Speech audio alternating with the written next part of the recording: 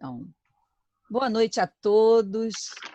Que prazer estar aqui Boa de noite. novo nessa sala de aula, de portas abertas, dessa vez recebendo um grupo maravilhoso que tem feito um trabalho importantíssimo no nosso querido Instituto de Educação, né, no ISERJ.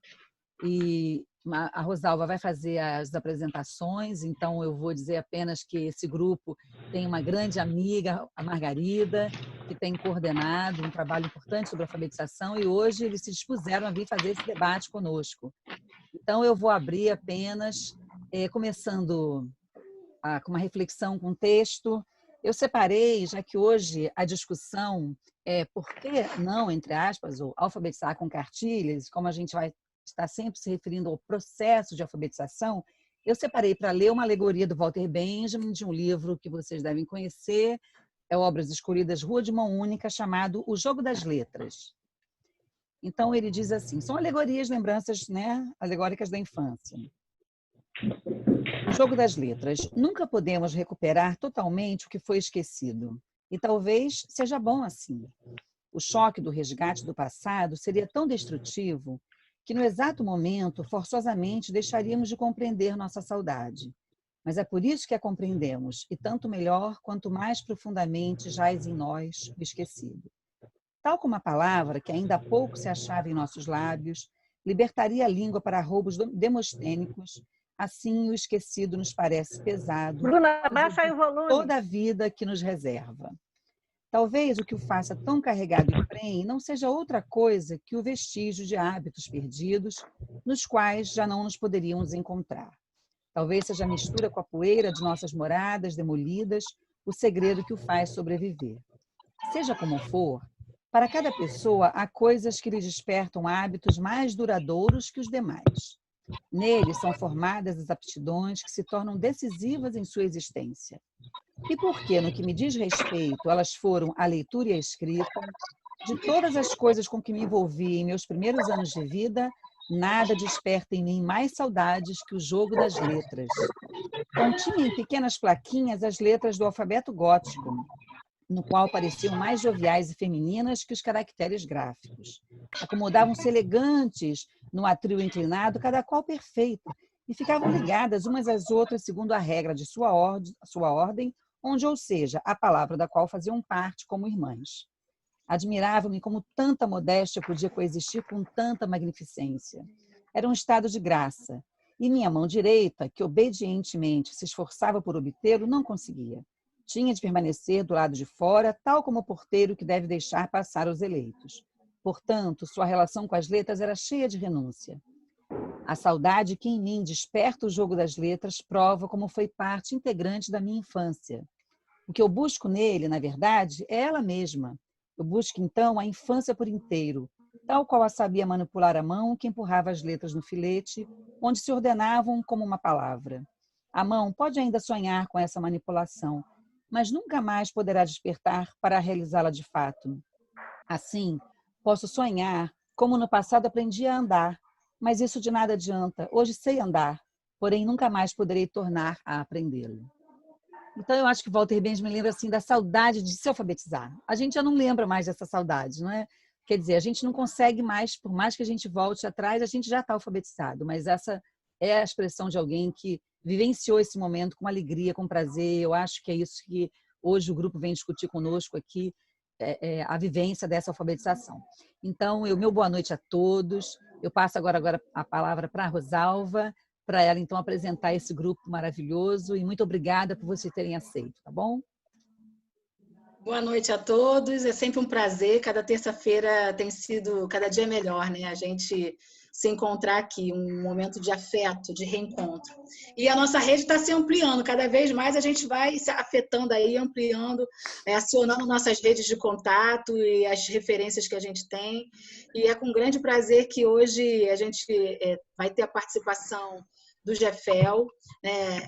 Um espaço, eu disse no primeiro encontro, que para mim chegar ao ISERJ e participar do GEFEL foi um privilégio. Hoje eu trabalho na formação de professores e a experiência que eu tenho de conversar com as minhas colegas em formação, né, e o relato que elas falam, das dificuldades que têm de entender como é que é o processo de alfabetização e de leitura escrita, de aquisição de leitura escrita numa perspectiva diferenciada, como é difícil a compreensão. E aí eu demorei um pouco a entender o que fez a diferença na minha jornada, na minha formação, né? A diferença foi encontrar colegas de trabalho que me ajudaram a construir essa trajetória e a pensar outras possibilidades do processo do ensino-aprendizagem. Então, a gente aprende na formação inicial, né, na formação de professores do curso de pedagogia, no meu caso, mas também com os meus colegas de trabalho lá no ISERJ, que discutiam, e a gente discutia teoricamente, discutia a prática, levava questões, enfim, a gente ia se afetando e aprendendo ali na prática a viver uma experiência.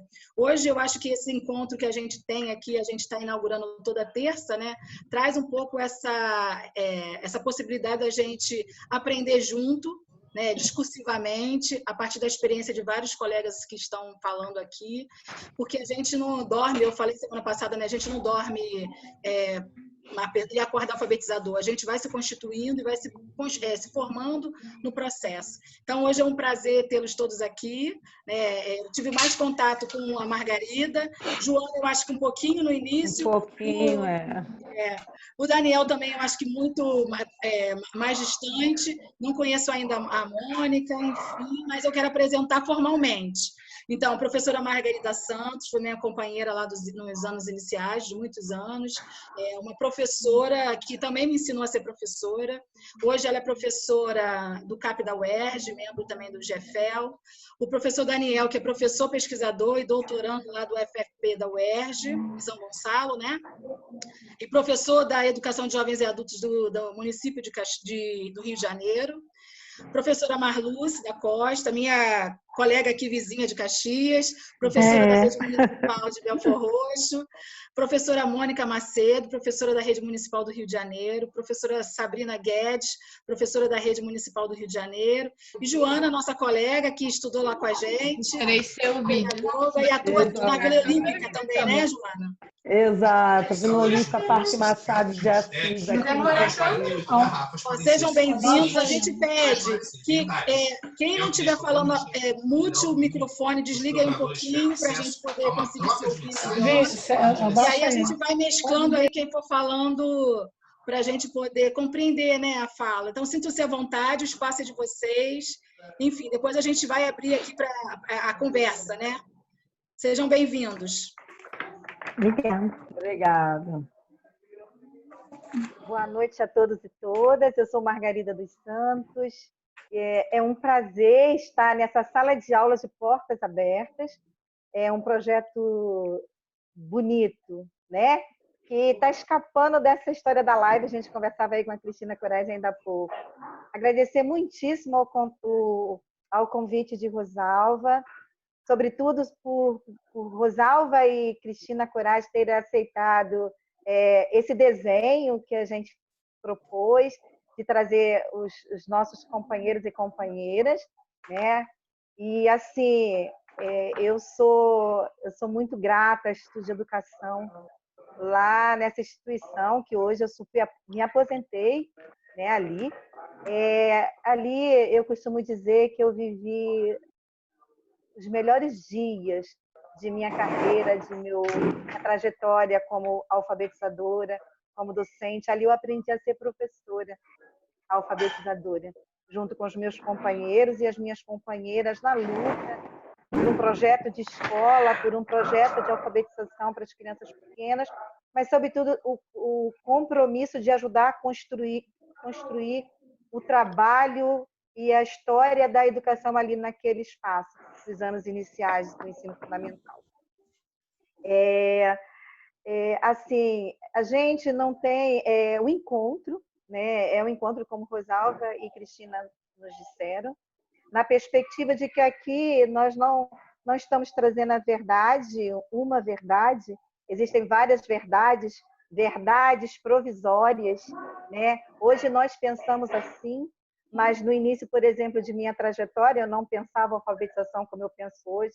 Certamente, até as pessoas mais jovens que vão falar aí, que vão apresentar um pouco sobre suas experiências, sobre o seu trabalho, elas certamente, o que elas pensavam há 1, 2 anos atrás sobre o trabalho da alfabetização, hoje já pensam diferente. Então, eu estou dizendo aqui que a gente vai discutir um pouco uma concepção de trabalho que nós acreditamos, né, que é a possibilidade de trabalhar a alfabetização numa perspectiva que se afaste da lógica da cartilha. Né? E foi muito interessante porque uma companheira, uma das autoras do texto, eu pediria a Rosalva que colocasse o texto, o livro, a capa do livro, se for possível, para compartilhar com os colegas. A gente vai discutir um pouco a produção. Estão visualizando aí? Tá sim. Obrigada, Rosalva. A gente vai discutir um pouquinho sobre um texto que consta desse livro, Alfabetização sem Cartilha, que foi organizado por Carmen Sanches, que é uma professora da Unirio, que tem uma experiência vasta no campo da alfabetização também, nessa perspectiva da discursividade, né? A Mitzi Pinheiro, que é uma professora lá de Juiz de Fora, da Federal de lá, e o Tiago Ribeiro, que trabalha no INES, mas que são 3 pessoas que se juntaram para fazer essa discussão super oportuna. E nos convidaram, pode passar a cópia do artigo, por favor? E nos convidaram, e quando eles nos convidam para esse texto, convidam enquanto GEFEL. Né? Rosalva já falou tão bem do GEFEL, com tanto carinho, com tanto apreço. Né? O GEFEL, ele é um grupo que ainda existe, sofrendo as demandas desse tempo, desses últimos tempos, tão sacrificado que a gente vem, acho que de 2016 para cá, a gente vem sofrendo, a educação no estado do Rio de Janeiro vem passando umas dificuldades. E acho que para coroar a crise, a gente hoje está diante de um número de 72 mil mortos, né, no nosso país. Né? E a gente vive esse drama em que vivemos o afastamento. Mas que bom que, mesmo em meio a tantas crises, existem pessoas, existem profissionais, existem professores que pensam alternativas de se aproximarem, né? Como as 2 colegas que aqui estão, a Cristina e a Rosalva, né? Pensando essa possibilidade de uma sala. Eu achei lindo essa imagem, uma sala de aula de portas abertas, né? Fugindo das palavras dos estrangeirismos da live, não, é falar português, professora. Sala de aula de portas abertas. E aí, numa de nossas reuniões do GEFEL, que é o Grupo de Estudo e Formação de Escritores e Leitores, esse grupo é formado basicamente por professoras da educação infantil, do ensino fundamental, que trabalha nas classes de alfabetização, e pessoal que trabalha com jovens e adultos. E em interlocução com alguns companheiros de algumas universidades que constituíram por muito tempo esse grupo e constituem ainda. E Tiago e Carmen Mitzi nos convidam, enquanto GEFEL, esse grupo que ainda existe no Estúdio de Educação, se encontra com menos frequência agora, né, de uns 2 anos para cá, mas o pessoal está reativando os encontros. E a gente foi convidado, enquanto GEFEL, para escrever para esse texto, pela experiência, pela discussão de mais de 20 anos da existência desse grupo, que se reúne uma vez por mês, se reuniu uma vez por mês ali numa sala específica que tem lá no ISERJ. E numa de nossas reuniões do GEFEL, no sábado pela manhã, a gente vinha discutindo essa questão da discursividade, da alfabetização na perspectiva da discursividade, né, do processo discursivo. E, de repente, a Joana, vou te pedir para ela falar, ela entrar, já se preparando para entrar, e depois eu retomo a palavra rapidamente. A Joana solta uma pérola no meio da conversa sobre a questão da alfabetização, a discussão de metodologia, dos processos de alfabetização. Ela solta uma pérola para a gente. Joana, fala aí qual foi a sua pérola. Cadê você, Joana? Enquanto a Joana chega... Estão me ouvindo? Rosalva? Sim. Alô, vocês estão Joana, me ouvindo? pode abrir o microfone. Sim. Abre o Tá me ouvindo? microfone e a Abriu. câmera. Pode falar, querida. Abriu? Então, boa noite, gente. Acho muito legal que a tecnologia aí nos proporciona essa reunião, né? Em tempos de distanciamento, incrível, né? A gente nos tornar tão próximos, né? Cada um no seu quadrado, mas que estamos juntos e aquecidos, né? Pois é, a proposta que veio a nós quanto do tema alfabetização até por Tiago e Carmen. Então, quer dizer, quando veio a proposta alfabetização sem cartilha, eu falei, ué, mas será que a gente não é alfabetizado? Se a gente não tem a cartilha já dentro de nós, será que isso já não é existente? Então, quer dizer, ao mesmo tempo que acredito eu que me veio essa pergunta, eu acho que deu uma cutucada no pessoal. Será que todas as salas de aulas estão realmente alfabetizando com ou sem a cartilha? Né? Então, quer dizer, quando eu indaguei nessa pergunta, acho que surgiram outras perguntas que, inclusive, quem quiser ver, estão no livro, não para chegar à discussão. Hoje em dia, também, eu até entrei num questionamento na atual conjuntura, qual seria a aplicabilidade da cartilha em tempos de distanciamento social? É assim, por que eu estou me perguntando isso? Porque foi a mesma coisa que aconteceu quando tivemos a proposta da questão da alfabetização sem ou com cartilha. Eu perguntar, será que nós não temos a cartilha já incutida em nós? Essa pergunta, né, Joana? Pois é. Joana, essa pergunta, né, que você faz ao grupo, a gente ajeitou, né? E a gente foi dizendo assim, Exato. até que ponto nós abandonamos mesmo a cartilha? Nós carregamos a cartilha dentro da gente. Você meio que afirma isso, né? Apontando para aquela ideia de que a lógica da cartilha está em nós, porque muitos de nós, mesmo não tendo o artefato cartilha, o livro que chama-se cartilha, mas a lógica da repetição, o pensamento único, de trabalhar do mais fácil para o mais difícil, né? Mais fácil, mais difícil para quem? A gente se discutiu um pouco isso. E aí a gente pensou essa pergunta que deu título ao texto, né? Por que não alfabetizar com cartilha? Por que não? Né? Que é uma pergunta meio dúbia, né? Meio que bachelar aí falando com a gente. Por que não fazer isso assim, assim? Por que, né?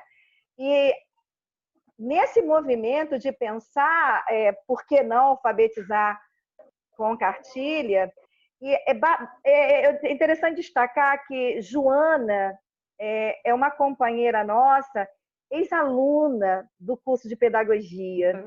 O GEFEL, ele tem esse movimento, né? Os companheiros vão entrando. Ih, que legal, Clarice! Você vai ler esse texto, a gente vai ver uma possibilidade. Então, assim, o GEFEL tem esse movimento, né, de agregando os companheiros que desejam fazer a discussão. Joana ainda era estudante do curso de pedagogia quando entrou para o GEFEL, veio trabalhar conosco, veio nos ajudar, veio cooperar conosco. Né? Vocês cooperaram comigo e me ajudaram na minha formação. E contribuindo, Rosalva. E contribuindo com essas pérolas, né? E a partir daí a gente começou a se perguntar. E para a construção desse texto, a gente tem aí parte dos membros do GEFEL.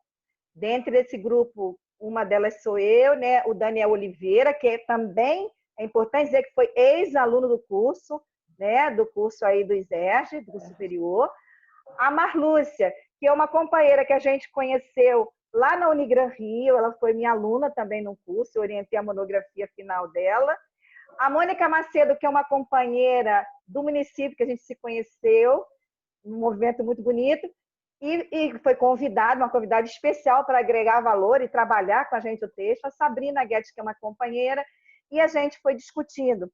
E é interessante se perguntar, porque quando a gente faz essa pergunta, quando a Joana nos indaga, porque a gente fala da alfabetização na perspectiva do processo discursivo, e a gente fala de um chão parecendo que todo mundo sabe o que é isso, né? Mas como é que a gente compreende essa alfabetização? O que está em jogo na alfabetização nessa perspectiva? Né? Qual é a relação que a gente tem de estabelecer com a leitura e a escrita nessa perspectiva do discurso?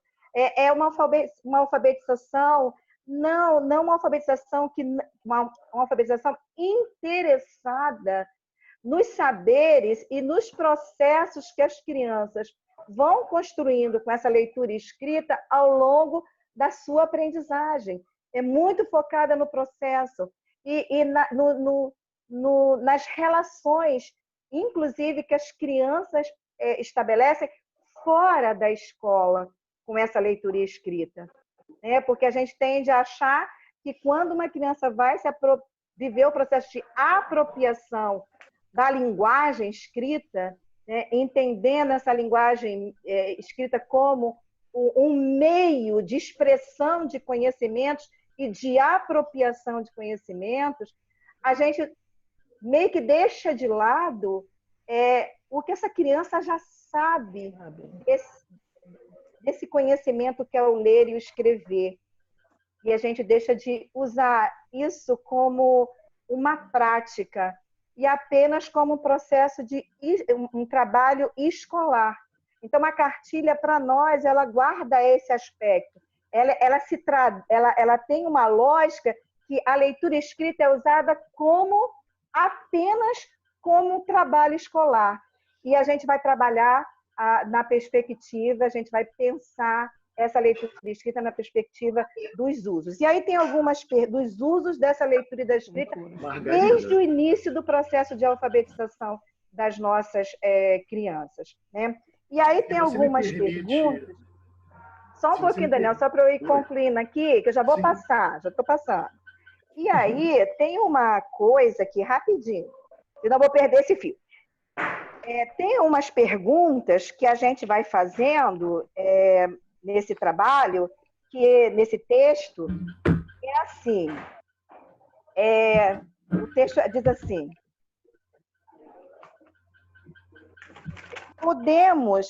o discurso hegemônico ainda insiste em lembrar o grande número de crianças que foram e ainda são alfabetizadas com cartilha. A afirmação não deixa de ser verdade. No entanto, existem outras verdades, pouco discutidas, na maioria das vezes invisibilizadas. Podemos encontrá-las nos estudos de pesquisadores e pesquisadoras que apontam a existência de um rastro do fracasso escolar que tem marcado violentamente crianças que entram na escola cheias de esperança e alegria e passam a carregar esse peso do insucesso em seus ombros. Nossas experiências como alfabetizadoras e alfabetizadores, atravessadas por essas, entre outras verdades, exigem que ampliemos a conversa, nos remetendo a algumas indagações. A qual concepção de alfabetização estamos nos referindo? Quais crianças deixam de ser alfabetizadas em uma prática alfabetizadora norteada pelo uso da cartilha? Das crianças alfabetizadas com cartilhas, quais eram e são as suas experiências com leitura e escrita para além das cartilhas e fora da escola? A quem interessa o tipo de formação leitora e escritora leitora realizada estritamente com o uso da cartilha? A quem serve?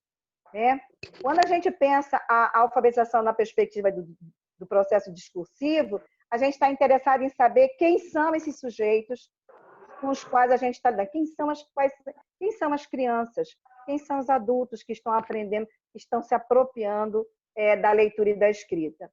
E nessa perspectiva de fazer essas perguntas, de pensar para além do que a escola tende a fazer, que a gente chama o professor Daniel, ele estava pedindo a palavra ainda há pouco, para ele conversar um pouco com a gente, porque a experiência que ele vai trazer ela ajuda a gente a pensar um pouco sobre essa discussão para além do trabalho com a cartilha. É quando a gente afirma, mas você foi alfabetizada com cartilha, mas será que foi a cartilha o instrumento que favoreceu o nosso processo? Então, é contigo, Daniel. Só abrir o áudio, Daniel. Eu saí aqui, peraí. Eu preciso deixar boa noite e a minha gratidão pela oportunidade de estar nessa conversa. Reafirmar o que a Margarida falou, né, que eu fui aluno da Liserge, na época do normal superior ainda, e uma formação fantástica, e é sempre uma alegria imensa poder retornar a um espaço de diálogo dentro do Instituto. E é importante a gente trabalhar em cima da ideia que a Margarida veio trazendo para a gente, né, da alfabetização discursiva, e, como ela mesmo disse, é algo que não está posto para todos, né? Então, acredito que seja importante pontuar uma ou duas coisas sobre essa alfabetização discursiva, sobre a questão da cartilha, que estão dentro também desse próprio título, né? A gente faz uma inversão da pergunta, a proposta do livro é alfabetizar sem uso da cartilha, e a gente faz uma inversão dessa pergunta dizendo por que não, né? E quando a gente pensa esse por que não, no meu ponto de vista, a gente vai pensar exatamente qual é a lógica que se põe nessa cartilha, né? A cartilha tem uma lógica de uma produção escrita pronta, né? Por isso, a base da cartilha é o cobrir, é o copiar, é o reproduzir, né? Então, você tem algo acabado, né? É como se a leitura escrita fosse algo em si pronto para você consumir. E quando a gente fala de um processo de alfabetização discursiva, nós queremos dizer que essa língua, né, que nós usamos, ela só está em produção justamente quando nós fazemos o discurso sobre ela. Na medida que nós vamos discursando, nós vamos produzindo, né, essa língua. Então, quando a gente diz de alfabetização discursiva, é isso, é uma coisa que não está pronta. Os modos de fazer essa palavra, né, elas existem a partir do nosso discurso.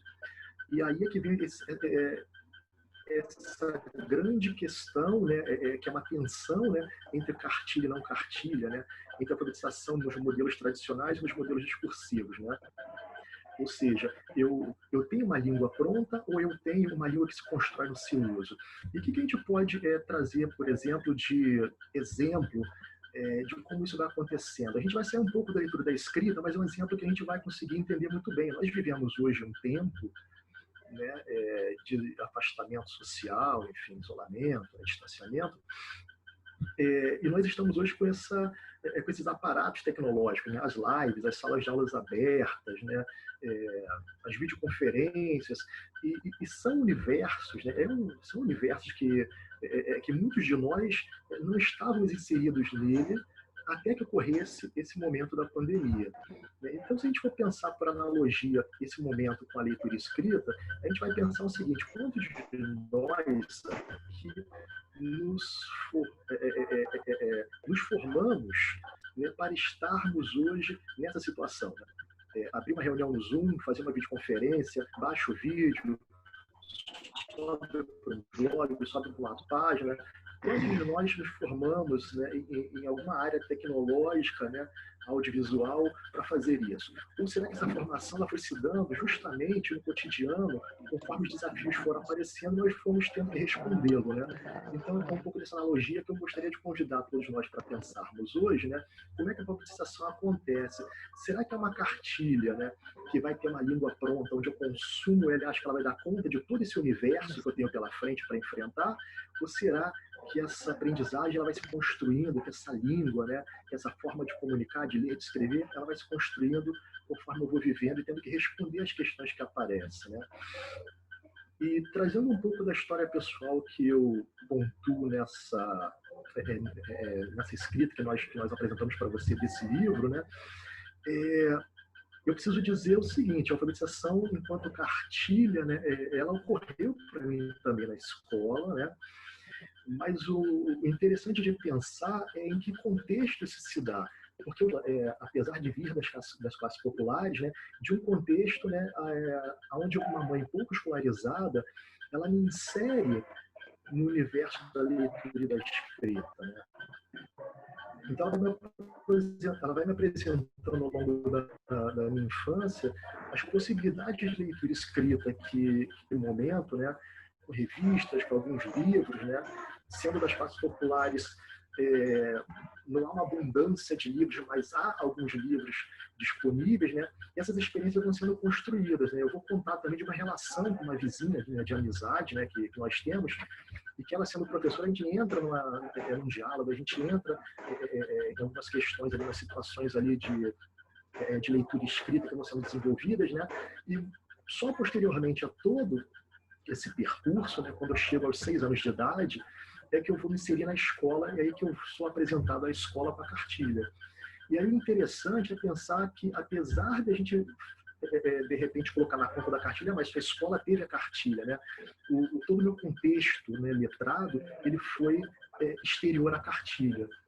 Foi o contexto de aprender a ler na revista, aprender a ler no jornal, aprender a ler num livro de literatura infantil, aprender com uma mãe que, mesmo pouco escolarizada, né, ela não tinha um fundamental completo ainda, mas ela sabia ler e escrever. Então, ela ia ali comigo, né, e vamos no seu nome, vamos aqui, você quer escrever o quê? Você quer contar uma história? Eu gostava muito de contar histórias, eu desenhava muito, né, gostava muito de contar as histórias dos meus desenhos. E, enfim, para fazer isso mais breve, não ficar tomando a palavra há muito tempo, né, a gente precisa pensar também dentro dessa questão do contexto, como o nosso livro pergunta, a Margarida foi provocando a gente, né, a quem interessa a cartilha, quem se alfabetiza com cartilha, né? E eu poderia dizer que, na verdade, eu não sou o fruto da cartilha, se a gente for pensar que a nossa formação não se dá estritamente na escola, né? E eu acho que essas provocações já vão ajudar a gente a pensar um pouquinho, né? E eu deixo para a gente continuar a conversa daqui a pouco.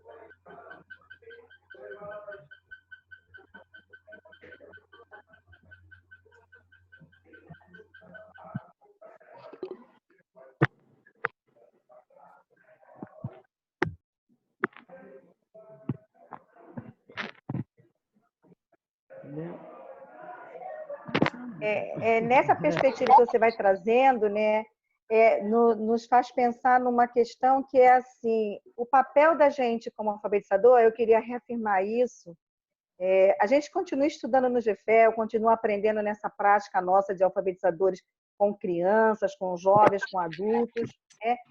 E pensar nessa alfabetização que, embora, como você disse, entre na conta da cartilha, não se dá nessa perspectiva que nós acreditamos, dos usos, das experiências de leitura e escrita, das relações com essa aprendizagem de apropriação da leitura escrita, ela não se dá só no âmbito da escola. A gente precisa ter olhos para isso. Às vezes, quando a gente pergunta... Às vezes, quando a gente pergunta... Quem está aí? Muito legal essa sala de aula de portas abertas. Entrou uma criança, desculpa, já consertei aqui. Muito bom, quem consertou? Desculpa, consertar é horrível a palavra. Tomara que isso fique gravado mesmo, essa parte. São as condições objetivas. É isso que as crianças da gente vivem dentro de seus lares, quando a gente está no ensino presencial, que a gente não se dá conta. Essa relação que a mãe de Daniel fazia, essa provocação que a mãe de Daniel fazia, esse acesso, essa relação de ensino que ele viveu com essa mãe e que a Ana Luísa Smoke e outros autores, Cecília, Corais, Margarida, Carmen, Daniel e quem está ouvindo também, Rosalva e todo mundo mais, um monte de Ana Paula Venâncio, pensam, né? E querem ouvir, e querem aprender a compreender para poder disso aí, desses saberes, desses conhecimentos que as crianças possuem, a gente ajudá-las a ampliar, a se fortalecer e diminuir a lista daqueles que sofrem o fracasso escolar na escola, né? Olha que beleza! Claro que a cartilha teve na vida de Daniel, na escola, e a gente defende uma alfabetização em que aquilo que o Daniel viveu em casa, a gente possa viver com as crianças. a oferta, a aproximação, aquele que pode mediar em função daquilo que as crianças já possuem de experiência, né? E aí tem uma discussão nesse texto, que é a discussão em torno do ambiente alfabetizador, né? O ambiente alfabetizador, na década de final de 80, meados de 80 e 90, ele entrou com muita força nas discussões do trabalho na alfabetização na perspectiva do construtivismo, né? Que é um outro momento, uma outra concepção, uma outra visão do trabalho com alfabetizador, né? Do trabalho de alfabetização, perdão. E a gente traz essa discussão, quem vai trazer essa discussão para a gente no livro, dialogar um pouco com a gente, Marlúcia, Mônica Macedo e Sabrina Guedes. Eu queria que elas tomassem a palavra agora e falassem um pouco dessa discussão em torno do ambiente alfabetizador, como a gente conseguiu compreender e discutir isso no livro e nas nossas reuniões. Sabrina, Mônica, Marlúcia. Olá, boa noite a todos. Mais uma vez, agradecendo esse convite e podendo também reafirmar a importância do ISERJ dentro da nossa formação enquanto professoras. Eu, particularmente, passei a minha infância e a minha adolescência dentro do Instituto e pude, assim, vivenciar e sair enquanto, né, esse primeiro momento de formação inicial com essa bagagem e esse tratamento dado a essa formação de professores, né? E aí a gente volta, né, a esse caminhar, né, desse ambiente alfabetizador, pensando realmente o quão importante é a nossa postura profissional e de estar considerando o aluno como um elemento significativo nesse processo ensino-aprendizagem, né? Vendo, né, como um participante realmente da sua alfabetização. Ele não é uma tábula rasa, né? E esse processo de alfabetização é um processo que precisa ter objetivo e intencionalidade, uma aprendizagem que seja realmente dialógica, que leve o aluno a pensar, a refletir, não a ser mero reprodutor e mero consumidor daquilo que a escola o oferece ou daquilo que o professor finge que oferece, porque na realidade, né, a alfabetização é além muros da escola, né? Essa criança vem para o ambiente alfabetizador, para o ambiente escolar, mas ele traz elementos, carrega elementos da sua vida social, do seu cotidiano, da sua cultura, e todos esses elementos eles precisam ser considerados e levados a serem inseridos nesse processo, nesse trabalho. E esse espaço escolar, esse chão da sala de aula, precisa ter um sentido e um significado para esse aluno. Não é qualquer ambiente, não é qualquer espaço em que você promove uma alfabetização, mas essa relação, essa empatia precisa ser construída e essa criança precisa ser afetada positivamente.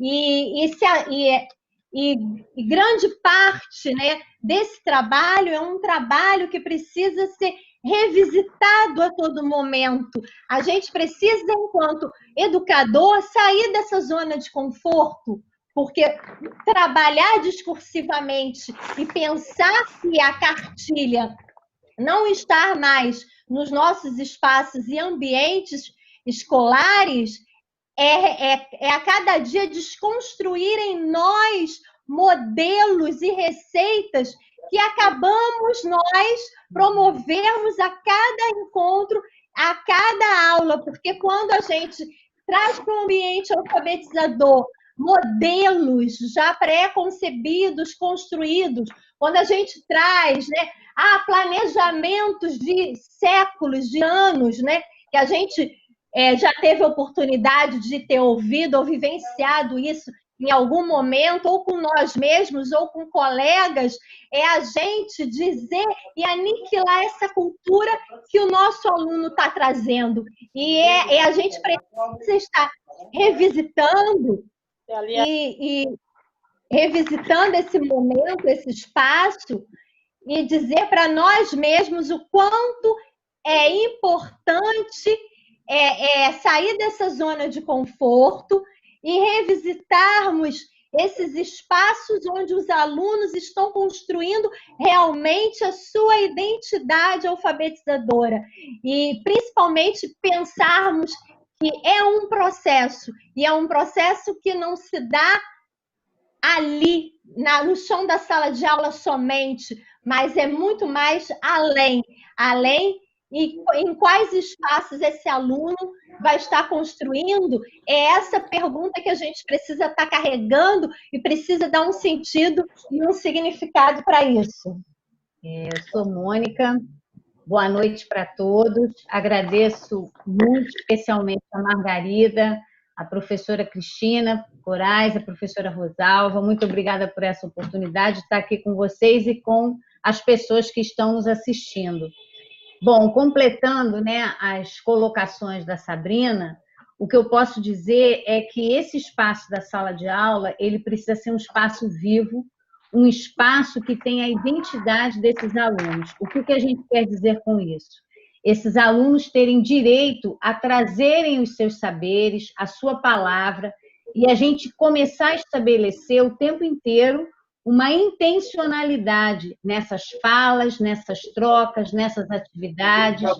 Então, a gente tem percebido um pouco na nossa caminhada e, às vezes, a gente percebe alguns ambientes que são muito padronizados, com coisas prontas, com coisas que ficam, na verdade, numa funcionalidade de enfeite, mas elas não têm uma funcionalidade linguística, de atuação que seja um suporte, um recurso para esse aprendente que está iniciando esse contato mais formal com a língua, que ele possa usufruir desse ambiente alfabetizador.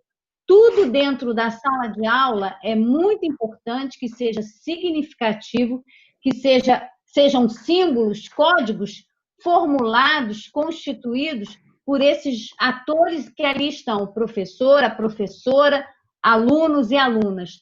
Então, isso é muito importante. Não cabe mais um ambiente artificializado, um ambiente com cartazes, com modelos de coisas que não fazem parte daquele ambiente, daquela cultura desses alunos. Então, é importante a gente trabalhar nesse sentido. E aí a gente lembra um pouco também de Paulo Freire, né? Essa dialogicidade, essa boniteza na forma de você se relacionar com a sua profissão.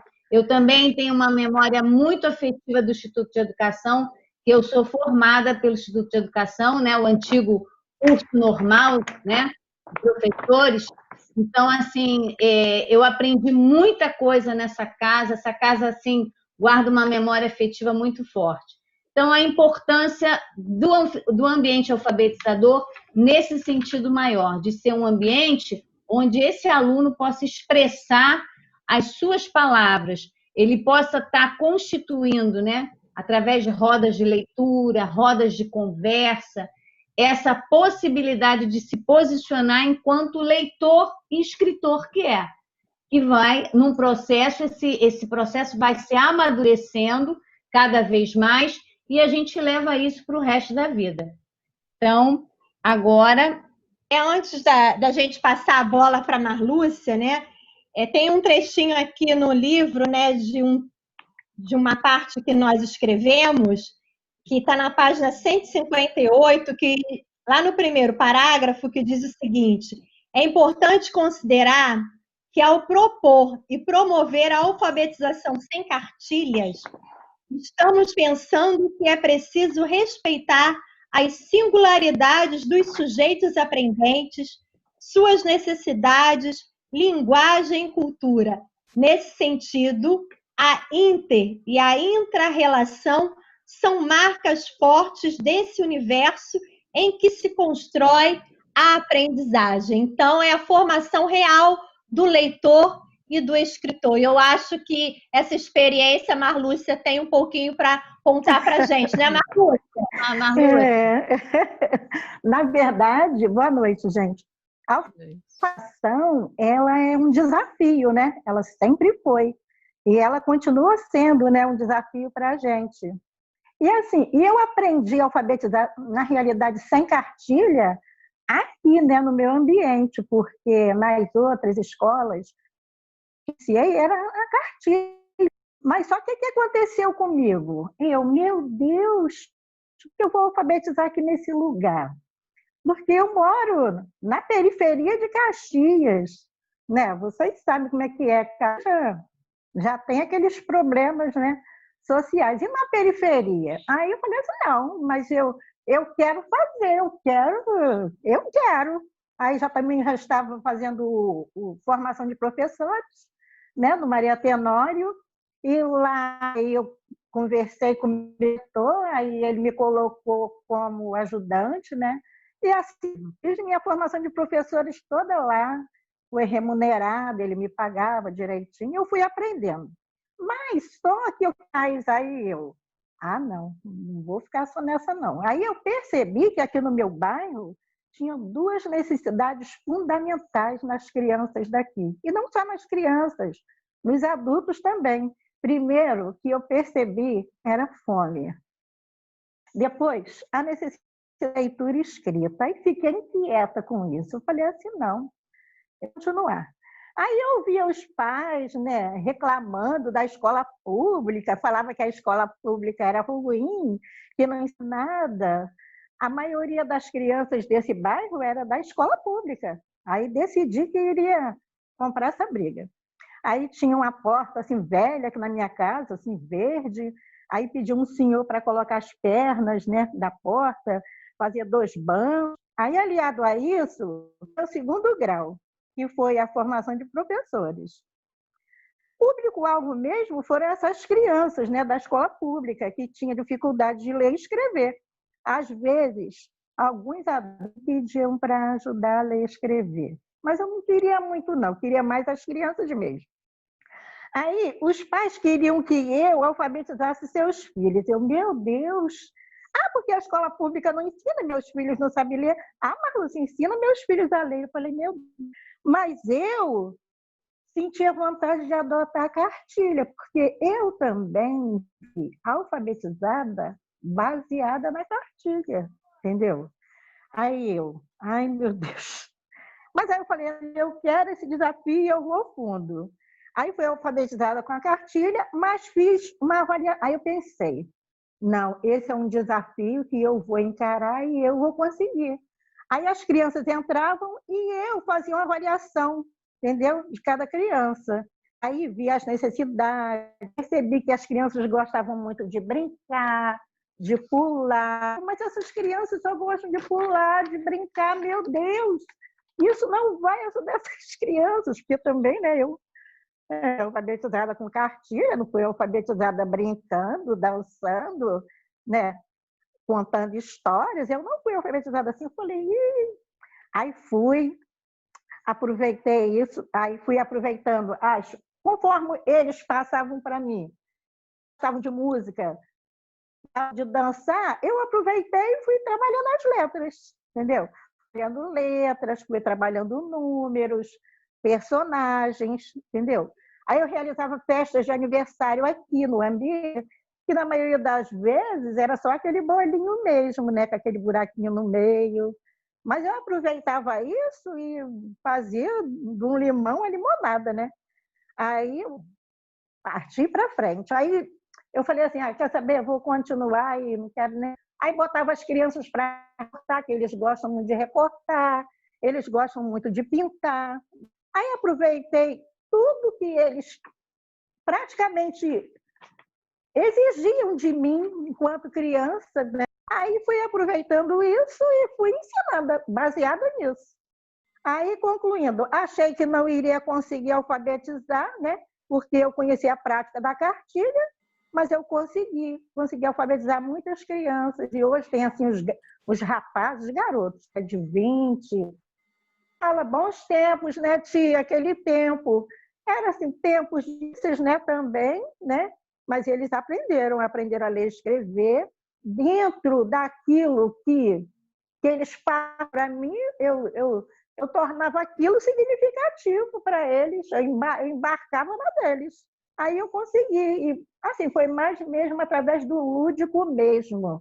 Aí depois eu parei e pensei, meu Deus, como eles aprendem, né? Com o lúdico, realmente eles aprendem. Eu tenho outra visão, realmente, da alfabetização. Entendeu? Não tem aquela visão de cartilha, porque eu achava que era isso e acabou, entendeu? Agora também estou usando tecnologia, uso computador, entendeu? Quer dizer, está muito bom, eu estou gostando muito e está me ajudando bastante nesse sentido. Eu peço para eles produzirem textos também. Eu tenho uma aluna aqui que ela agora é creche. Nossa, já alfabetizava ela bastante, entendeu? Só que tem uma coisa que me deixou assim meia encucada, é que Belfor Roxo tem cartilha sim, entendeu? Aí o que eu faço? Eu uso um pouco da cartilha e uso um pouco das tecnologias, uso celular, uso computador, canto música com ela, brinco de casinha, essas coisas. E assim eu vou, e a PAN conseguiu avançar bastante, mesmo com 5 anos, né? Que a maioria das professoras dizem que 5 anos a criança não tem obrigação de ler. É, realmente, mas assim, é bom que elas leiam, entendeu? Com 5 anos. E é isso aí, tá bom? Obrigada. Foi? Essa experiência. Fala, professora.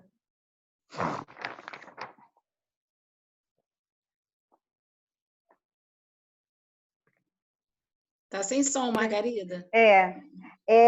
Na fala da Marlúcia, a gente vai vendo uma série de coisas e vai vendo um processo. Alguém perguntou assim, afinal de contas, como é que é isso de alfabetizar sem cartilha? Tem um pressuposto no processo de cada uma de nós, e a gente traz a Marlúcia para o nosso texto, faz esse convite, que é a natureza do GFEL.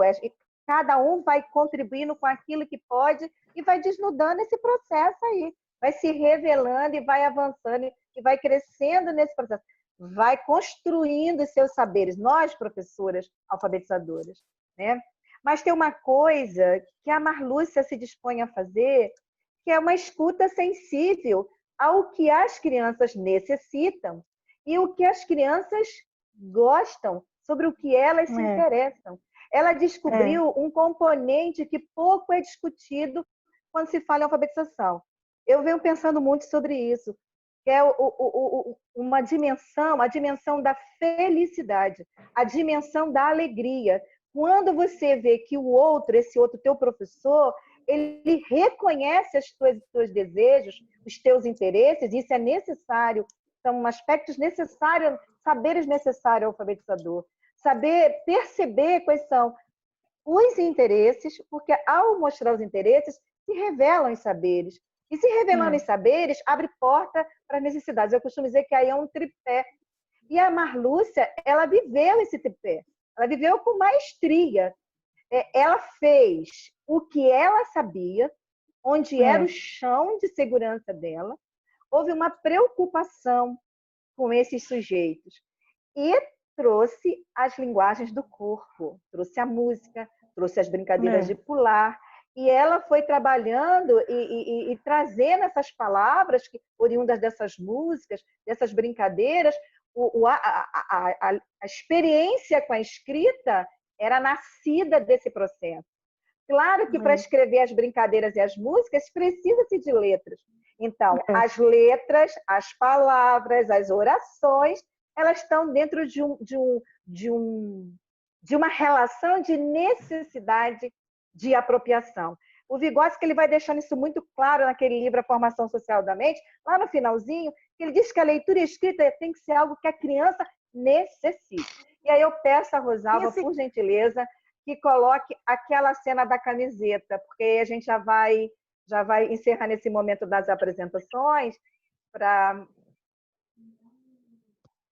Vocês conseguem, todo mundo está visualizando bem, mas eu vou contextualizar. Amplia, isso. Isso. Na minha experiência no Instituto de Educação, eu fiquei em torno de 12 anos, mais ou menos, coordenando um trabalho, um projeto chamado Lendo Escrevendo, no qual eu me dispus, por esse tempo todo, a investigar os saberes das crianças que viviam um processo de fracasso escolar dentro do Instituto de Educação. E essas crianças eram tidas como aquelas que não aprendiam a ler e escrever. E eu vivi um pouco isso que Marlúcia falou. Eu fui aprendendo, assim como Marlúcia, nesse processo, vivendo interações, vivendo experiências de aproximação das crianças, desses estudantes, porque eles não eram crianças, eram pré-adolescentes, alguns. O autor dessa camiseta era um pré-adolescente na época, né? E eram alunos que eram tidos como meninos e meninas, como aqueles que não aprendiam a ler e escrever e que não queriam nada na escola. Mas sério era isso. Estavam lá, repetindo o ano, permaneciam, não iam embora da escola, eram tidos como não queriam. E eu comecei a desconfiar, feita a Marlúcia assim, como é que alguém que não quer nada permanece aqui? E permanece aqui é porque quer. Do contrário, já teria ido embora com 12, 13, 14, 15 anos. Né? Então, eu comecei a investigar os saberes. E aí descobri a questão do humor. Né? A palavra escrita está no mundo. Nossos alunos vivem numa sociedade letrada. A sociedade da gente tem a linguagem escrita como um bem que é praticamente um passaporte na vida acadêmica dos estudantes. Quem não domina fica empacado, fica paralisado, sofre o fracasso e lá para adiante vai embora da escola carregando o peso do fracasso escolar. E eu decidi que não ia ser por aí não, que eu ia pensar outras possibilidades. Né? E aí eu começo a perceber que ia ter alguns meninos e meninas que gostam muito dessa perspectiva do humor. E eu trouxe essa camiseta só para a gente, e eu quero ler uma coisa que eu escrevi, que eu copiei aqui de uma cartilha, que eu queria compartilhar com vocês, para a gente conversar mais adiante. Tá? A mensagem que carrega essa camiseta, o contexto dela é o seguinte. O autor dessa camiseta é um menino que ele vive um drama terrível de alcoolismo na família. Ele perdeu o pai para o vício do álcool e uma doença terrível. E mais tarde ele vive a perda da mãe também nessa perspectiva e outras coisas relacionadas à questão das drogas, o uso de drogas. E a proposta que eu fiz foi pedir a eles, desafiar esse grupo de alunos que não gostavam da escrita e nem se interessavam pelas leituras que eu tentava oferecer, aquelas que eu conhecia, as minhas parlendas, que eu alfabetizava com parlenda, algumas palavras, então os garotos não queriam muito isso, não. E aí eu comecei a descobrir algumas camisetas, sabendo que eles curtiam humor, eu comecei a trazer algumas camisetas dessas que trazem essas mensagens emblemáticas. Não tem umas camisetas espalhadas aí? Quando a gente vai no centro da cidade, tem um monte de camiseta com dizeres interessantes que faz a gente rir ao ler. Mas, na época, pegando esse mote do que fazia a gente rir, eu quis desafiá-los a escreverem mensagens que fizessem as pessoas pensarem sobre a vida. E que eles poderiam escolher o tema que eles bem entendessem. E esse menino, que era o Sancler, resolveu escrever essa mensagem, que diz: A Turma do C. É o título. Caipirinha, caninha da roça, cirrose, catupiry, cerveja, carro, caixão e céu. Percebe que é uma lista de palavras? Uma lista de palavras totalmente encadeada. Uau. Se você chega perto, você vai ver o céu, você vai ver as cenas, você vai vendo o rabisco, você vai vendo o processo de revisão, Porque para chegar a essa camiseta, muitas situações de escrita, muitas tentativas, muita reflexão, qual é a letra, é com R, é com 2 R's, é tudo é com C, para discutir isso com eles, né? O Saint-Clair criou a mensagem dele, a gente foi burilando naquele coletivo. Então, nessa alfabetização na perspectiva da discursividade, o pensar das crianças, ele tem que estar circulando. O interesse da criança tem que estar circulando. A necessidade da criança tem que estar circulando. E a verdade da criança, as emoções das crianças, dos estudantes, tem que estar em circulação. Tem todo um sentimento de perda embutido. E tem um aviso, porque eu discutia com eles que a escrita tinha que chegar onde a gente não podia ir. Quem diria que hoje eu estaria trazendo o texto do Saint-Clair aqui nessa camiseta?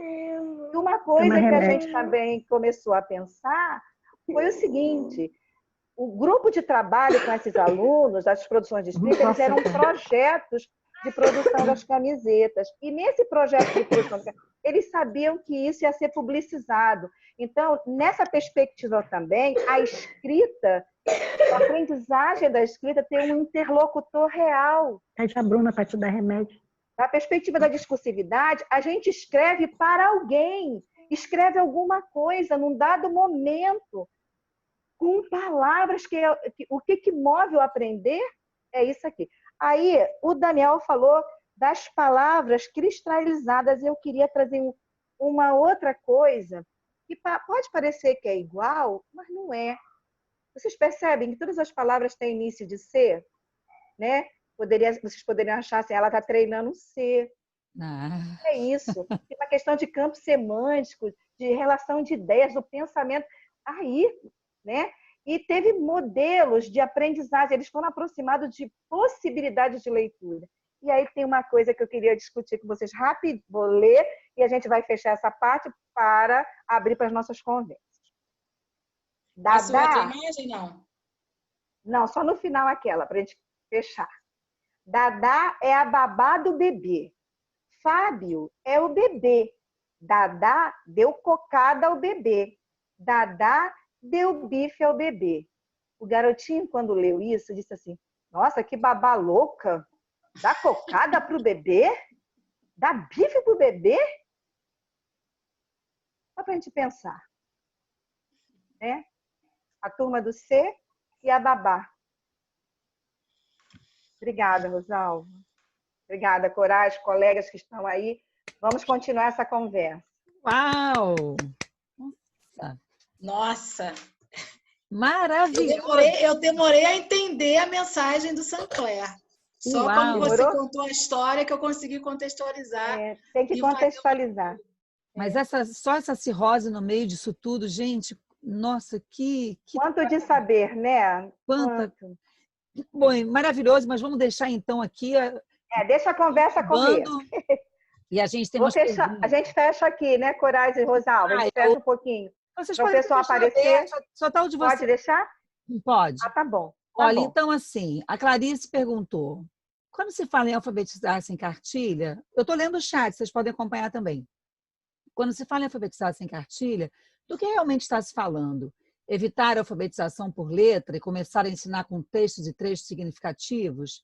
A ideia é evitar o beabá, a repetição? Como nos organizamos para fazer isso sem deixar de trabalhar famílias, letras e sons? Eu acho que tem mais, eu vou juntando, né? Se a gente... sim, aí a Clarice continua. Obrigada, eu tenho uma filha eu tenho 4 anos, né? Não, minha filha tem 4 anos, não. Minhas 4 perguntas, desculpa. Ela diz assim, porque quando se fala em eliminar a cartilha, se fala em eliminar um sistema consagrado dentro de nós, né? Minha filha se alfabetizou muito cedo, ela já lia no Jardim 3, aos 5, 6 anos, porque ela fez em agosto. Eu faço em outubro e me comecei a ler exatamente na mesma idade que ela. Ela pedia para escrever o próprio nome, com letra cursiva. Então, não sei como ficaria esse processo de maneira diferente. Deu para entender, gente? Está aí no chat, vocês podem acompanhar. Ela quer saber o seguinte, tudo bem, tira a cartilha, mas tira a letra, tira o B com A faz Bá. Então, com vocês aí, aí a Clarice, desesperada. Vamos pegar a Clarice. Quem pega a Clarice aí nesse grupo? Quem gostaria de falar? Se não falar, eu vou ter que falar, hein? Eu acho que eu posso convidar para uma... Daniel, deixa eu te fazer um... Daniel, é que eu acho que a gente está com o maior calor, mas acho que o seu ventilador entra no som e a gente não te ouve direito. Você está com o ventilador ligado? Tenho sim. Vou pedir para você ficar no calor, tadinho, só enquanto você Vou fala. ligar o meu também, peraí. Daniel, eu não tinha entendido. O seu não atrapalha não, Margarida. Esse ajudou? Ajudou? Muito. Ajudou? Perfeito. Tá ecoando, Então, acho que a gente pode começar a refletir sobre essa questão justamente quando a gente aprende, né, uma série de coisas da nossa vida que a gente independe desse método cheio de passos a passos, né? Quantas coisas nós fazemos na nossa vida, sei lá, cozinhar, se relacionar com as pessoas, namorar, enfim, que a gente depende de um passo a passo para a gente poder efetivamente começar a construir. Como eu até trouxe uma reflexão, a gente aprendeu esse universo da tecnologia, efetivamente sempre uma escola de tecnologia, sempre um curso qualquer de tecnologia, sempre uma universidade, uma faculdade de tecnologia, né? Mas se isso fosse escolarizado, vamos pensar em que passo será que nós estaríamos hoje? Será que hoje nós estaríamos já fazendo uma videoconferência, né? Será que a gente estaria hoje usando essa tecnologia ou a gente estaria ainda aprendendo os primórdios do, né, liga o computador, aperta aqui, aperta ali, como eu abro, como eu fecho, né? Mas a gente vai perguntando, né? Como é que eu abro a câmera? Como é que eu ligo o som? Ih, eu acho que aqui travou, eu faço o quê? Onde é o chat? Como é que eu... Né? E a gente precisa perceber que, como a gente estava pensando no início, a alfabetização discursiva, que é uma alfabetização que ela... ou seja, a discursividade é justamente quando você produz algo no próprio discurso, né? E pensando dessa forma, se eu tenho uma cartilha, eu acabo, na verdade, colocando um parâmetro aonde eu coloco todos, né, como se fossem iguais ali, né? E a gente tem que pensar que existe a diversidade, né? Mas efetivamente, quando pensamos igualdade, direitos, a gente não está pensando em igualdade no sentido de sermos todos idênticos, né? Todos nós temos contextos diferenciados, por isso a diversidade. A cartilha, ela vem a colocar todos dentro de uma mesma perspectiva e trazer para todos a mesma expectativa, né? Então eu começo ali colocando B com A para todo mundo, B com E, B com I, B com O, B com U, nessa expectativa de que todos vão percorrer esse caminho. E eu começo a criar essas dificuldades, esses parâmetros, e eu vou criando, na verdade, uma classificação não só da língua, mas das pessoas também, né? E eu começo a criar ali uma desigualdade também, porque as pessoas são diferentes, aprendem diferentes, têm interesses diferentes, né? As pessoas não aprendem as mesmas coisas pelos mesmos, das mesmas formas, né? E dentro dessa forma de fazer, onde eu tento uniformizar um processo, eu começo também a criar parâmetros de exclusão, né? Porque se nós não aprendemos da mesma forma, e eu crio uma mesma forma para ensinar a todos, eu já tenho um pressuposto de que eu vou deixar alguns sem aquilo ali, sem essa aprendizagem, sem essa forma enfim, de percorrer esse percurso. E aí eu começo também nessa desigualdade, criar uma desigualdade, e começo também a criar classificações, e começo a criar aqueles que não conseguem, aqueles que conseguem um pouquinho, e quem será aqueles que conseguem efetivamente percorrer o mesmo caminho que eu pressuponho que seja um caminho correto, porque eu já sei ler e escrever, né? Então a gente precisa refletir um pouquinho sobre isso. Agora, abandona letra, acho que a gente precisa perseguir outros caminhos, né? Construir outros caminhos com sujeitos, né? Eu vou aproveitar aqui a provocação da Rovena, que retomou aqui a questão da cartilha, né? E a Clarissa colocou aqui de novo, né? Essa pergunta deixa eu ler aqui o que a Rovena colocou. Ela botou assim, eu acho que a gente entra naquela conversa da semana passada sobre tirar a cartilha e colocar o quê? E aí é uma pergunta que a gente está sempre voltando e respondendo, e a gente, ao longo da nossa trajetória, a gente também vai respondendo, tentando responder sobre isso. Eu vou pedir licença para juntar a conversa, a provocação da Rovena, a provocação da Clarissa, para fazer uma coisa que eu fiquei pensando logo no começo da fala da Margarida, que é a gente pensar a questão da produção do material didático. Porque quando a gente fala de cartilha, a gente fica pensando naquele material que já está pronto, e em alguns espaços, às vezes, a falta de possibilidade de reproduzir o material, né, por conta de papel, enfim, é um fator que acaba contribuindo para a adesão à cartilha. Tá me ouvindo ainda, gente? Porque a minha internet deu uma... Tranquilo, e aí, ao mesmo tempo, a gente vê, quando a gente tem a possibilidade de criar, a gente vai lá, pega o texto pronto da internet, que é a cópia da cartilha, e coloca no lugar. Então, queria provocar o grupo a pensar um pouco, a falar um pouquinho sobre isso, a produção de material, o que a gente coloca no lugar, como é que é a circulação dessa rotina de trabalho na alfabetização, né? Eu acho que acho assim, tem uma coisa que eu queria pensar, porque eu quero que essas são verdades que a gente vai construindo, são aprendizados docentes do campo da alfabetização. Isso não está dado. A Marlúcia disse uma palavra muito interessante. É um desafio alfabetizar. Não é fácil. E as crianças também sabem que não é fácil se apropriar de linguagem escrita. Certa vez, um estudante virou para mim e disse, a gente discutia, eles queriam saber o que era enigma. A gente estava lendo um relatório, uma criança de grupo de 6 anos. E a gente tem o hábito de ler o relatório das crianças para as crianças na roda de apresentação do que as professoras escrevem sobre eles, antes de mostrar para os pais. Só que dessa vez nós copiamos um fragmento de apresentação de um pai, onde um pai apresentava um filho. Então a gente botou a fala ali do pai.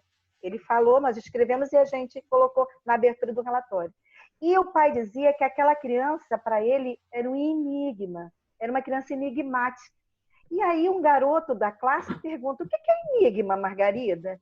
Aí aquela porque tem coisas, né, que nós não conseguimos. Eu vou voltar à questão da letra, da palavra, vou voltar tudo isso. Aí a gente tem o hábito de fazer a devolutiva para as crianças, porque nem tudo nós temos discurso que atende à compreensão das crianças. Então, a gente devolve para o grupo e o grupo vai fazendo levantando as hipóteses para chegar nas proximidades do que pode ser explicado, como é que a gente explica. O grupo explica. Aí, um disse que enigma, com base no contexto, era um bicho. O outro disse que podia ser uma comida gostosa. Mas teve um que disse assim, enigma é aprender a ler e escrever, na lata, assim. Cara, eu guardei isso aqui no meu coração. As crianças sabem como é difícil. Enigma é aprender, é um desafio da bexiga. Está acabando, tá bom? Terra. Daqui a pouco ativa. Não é mole. Então, parar para pensar no que as crianças estão a dizer para a gente, significa a gente se dispor a ouvir. Agora, como é que nasce o texto, né? Quando falou em ambiente alfabetizador, eu entendo que o ambiente alfabetizador, para além de tudo que tem, da produção que possa ter na sala, fruto do que as crianças dizem e a gente escreve, a gente se torna escriba, do que eles mesmos escrevem, do que eles mesmos trazem, tem uma situação que são as condições, as experiências de aproximar menino e menina da leitura e da escrita, das práticas sociais de leitura e escrita. Para mim, hoje eu defino assim, mais ou menos. E a questão da escrita, para mim, a leitura, eu acho que a gente já deu uns passos aí. Mas o ato de formar menino e menina capaz de usar a linguagem escrita para dizer o que sabe, ainda que seja a coisa mais simples, um verso, palavras, como a palavra a turma do C, né, que a Coragem fixou na cirrose, em cada palavra que tem ali, o caixão, o céu, né? O céu. A cachaça, a caninha da roça, o cara conhece as bebidas, né? Então, assim, Onde que está no processo, tentando conversar com a Rovena, onde está a letra nessa história? Onde está a palavra nessa história? A aprendizagem da letra, da palavra, das sílabas se dá nesse campo da necessidade de escrever as palavras desejadas. Está no campo desse... Agora, isso é um trabalho artesanal. Por isso que é enigmático. Por isso que é difícil. Se a gente quiser ir por esse caminho, é difícil. Ele para mim, ele pode ser mais demorado para alguns e mais rápido para outros. Só que tem uma questão. Se a gente fizer um trabalho intenso, e um trabalho, alguém já falou isso, eu gosto, intencional, que nós não queremos deixar ninguém para trás, que a gente quer respeitar esse sujeito, especialmente os sujeitos que não são respeitados são os das classes populares. São os meninos pobres, são os meninos da favela, são os meninos da periferia, são esses meninos. Então, a gente tem um compromisso. Eu dizia hoje para a Inês, eu nem sei, Inês é uma amiga da Coragem, lá do Grupo Cecília Goulart, uma grande amiga minha, fez mestrado comigo, que eu sou apaixonada também por ela. Maravilhosa. E eu dizia para a Inês que a escrita é libertadora. A escrita nos liberta. Pode faltar o domínio da palavra, pode levar a gente a lugares inimagináveis. Mas também, se a gente não dominar, se a criança não dominar, ela pode paralisar. Porque, embora a escola queira que os meninos escrevam, a gente só trabalha, hegemonicamente, ainda só trabalhamos a escrita para fazer dever. Não para comunicar saberes, não para comunicar desejos, não para comunicar os sentimentos, não para comunicar as dúvidas, não para anunciar. Por exemplo, se a gente estivesse estudando hoje presencialmente, eu garanto a vocês, tem uma experiência aqui no livro, depois, se alguém quiser ler, né, melhor o que a gente escreveu e tal. Se a gente estivesse hoje, eu quero dizer para você, como alfabetizadora que eu sou, eu iria trabalhar essa questão da pandemia. Essa questão da pandemia, ela seria a vida em tempo de pandemia, seria a matéria-prima, as palavras relacionadas a essa temática. Essas seriam as palavras a serem trabalhadas. Alguém falou de Paulo Freire aqui. Estamos falando dele, sim. Porque, embora muitas pessoas achem que Paulo Freire não falou em suas obras sobre infância, tem uma garota muito sabida lá, acho que é de Juiz de Fora, uma pesquisadora, fez um trabalho lindo. Ela pegou 8 obras do Freire e foi catando tudo nessas obras referentes à infância. Então, tem coisas preciosíssimas no discurso. Então, é o Freire na nossa vida, sim. É o Freire que está alimentando essa conversa da discursividade, sim. É o Freire que nos ajuda a pensar a alfabetização tendo como matéria-prima a vida. A vida, aquela vida que geralmente é negada quando as crianças entram na escola. A vida das crianças pobres. Essa é a matéria-prima. Né? Então, assim, a palavra, a sílaba, a letra, ela está posta, mas ela aparece dentro de um campo de necessidade, de desejo. Né? Da próxima vez que eu for falar sobre isso, essa menina está me provocando. Eu agradeço a provocação, viu? Eu agradeço muitíssimo. Porque eu vou pegar essa coisa dos fragmentos, do pequeno detalhe, das coisas pequenininhas, mas que tem uma potência, como Corais, obrigada pela chamamento a cirrose aqui do Sancler, o que uma palavra guarda. E sentidos, a questão também é em torno do sentido, o que faz sentido. Foi o que a Marlúcia fez com os garotos. A Marlúcia fez isso. O que alegra o menino, ela descobriu o que alegrava aqueles garotos. E a gente bota na conta da cartilha, como o Daniel falou, é a conta da cartilha. Não é. Pode ser também. Ninguém aqui está dizendo que... Entendeu? Mas não é só. Porque a gente faz bem. A Rosalva me conhece. Quando comecei o trabalho investigando os saberes, eu comecei desenvolvendo projetos de cozinha, ensinando as crianças a cozinharem. Não era isso, Rosalva? Eu ensinava as crianças a cozinharem. Eu trabalhava um projeto de cozinha com as crianças, meninos e meninas cozinhando. Porque é outro detalhe da minha faceta de aprender a ser alfabetizadora. A gente tem que trabalhar com aquilo que a gente sabe, o chão que é firme para a gente. Aí depois a gente voa. Mas primeiro, lembrar o que você faz tão bem, o que você sabe fazer bem.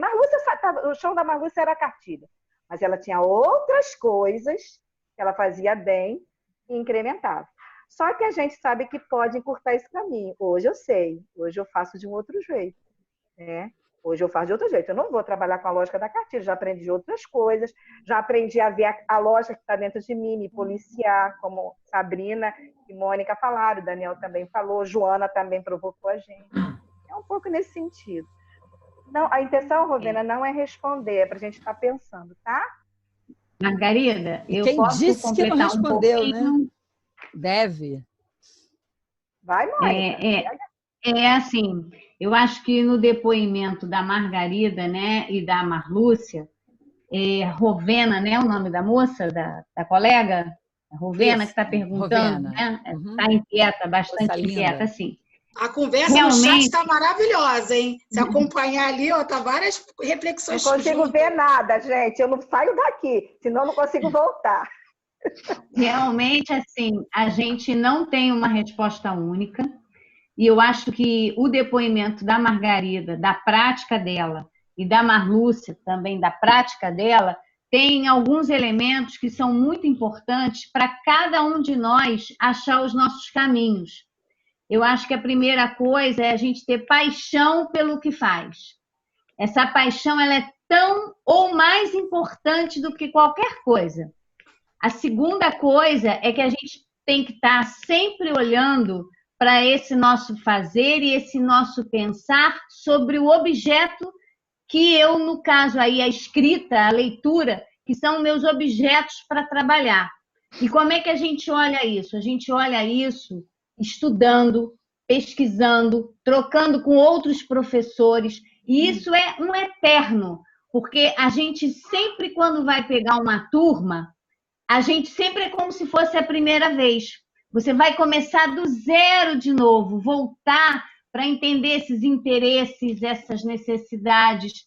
E aí, como bem a Margarida frisou, o professor ele precisa se sentir bem com a sua metodologia, com aquilo que ele acredita. O que ele não pode deixar de fazer é se encastelar nessa verdade que ele acha que tem. Porque essa verdade ela vai se transformando ao longo dos nossos anos de prática.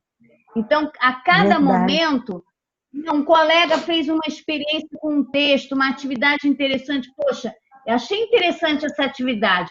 Você vai trazer aquilo e você vai analisar dentro da sua prática, dentro das suas condições.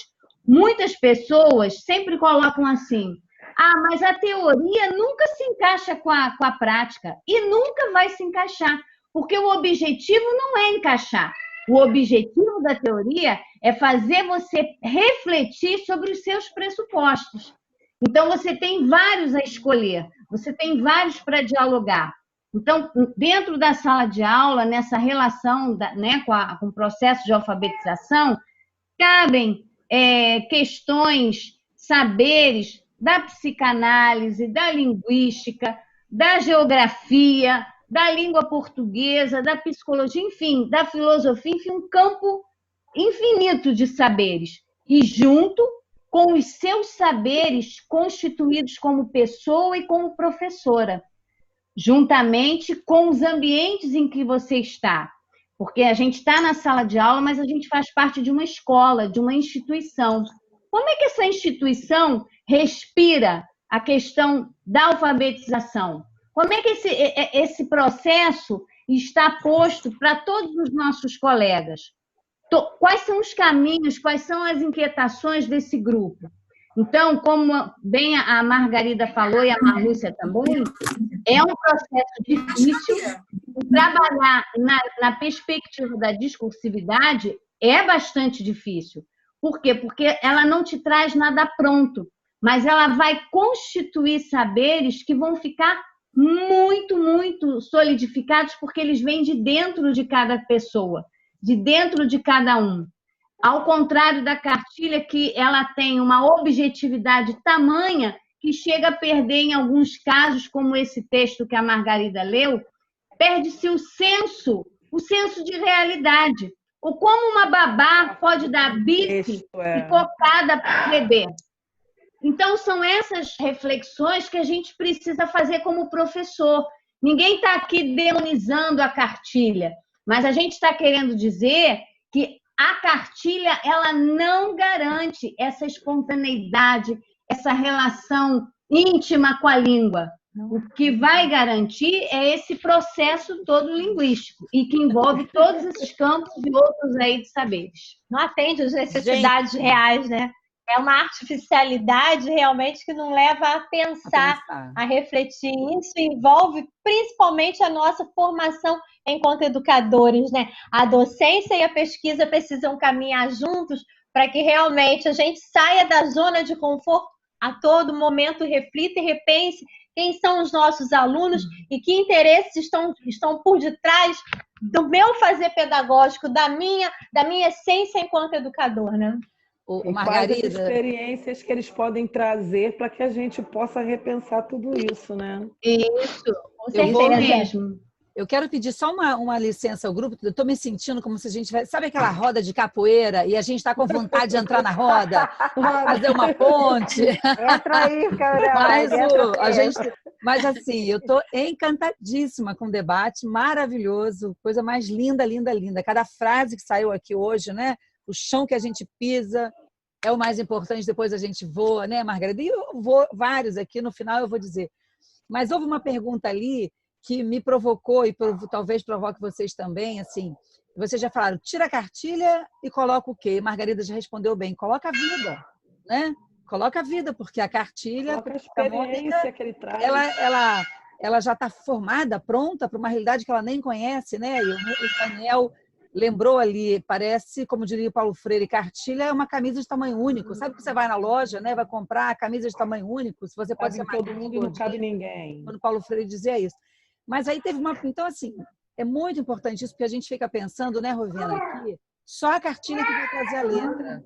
Então, se não tiver cartilha, como é que tem letra? Mas olha aí na Margarida, naquela camiseta, tinha o Sé e o Si, se você quisesse ensinar, o céu e a cirrose.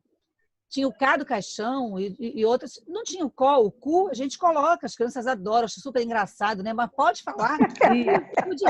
Delícia, ninguém esquece. Vai no banheiro ver lá. Então, assim, as letras estão na vida nessas palavras.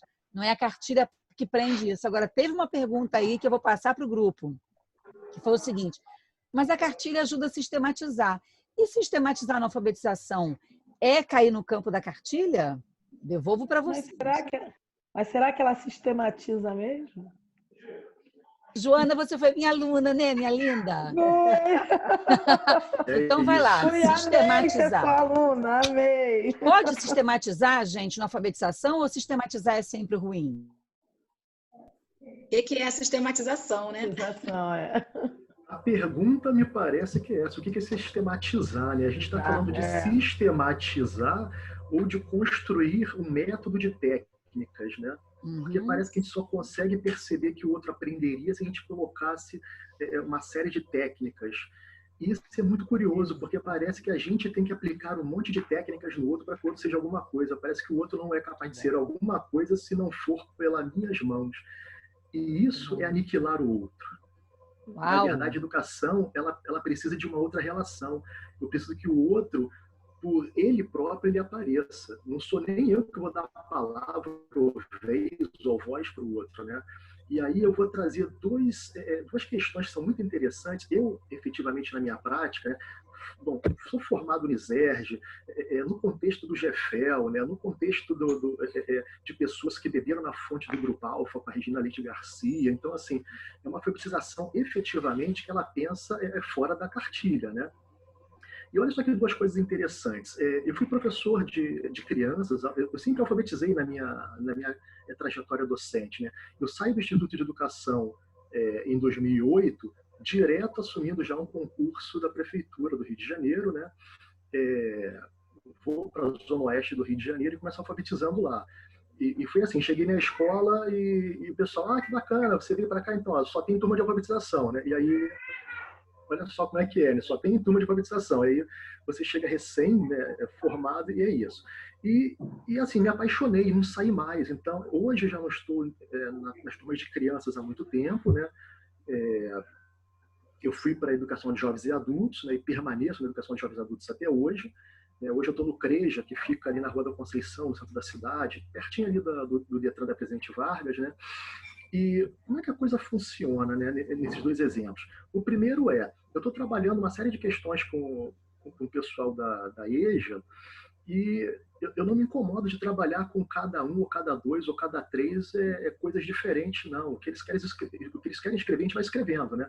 E eles vão demandando isso. É claro que tem momentos que a gente discute um assunto que é único, que a gente dispara uma temática, como a Margarida falou, né?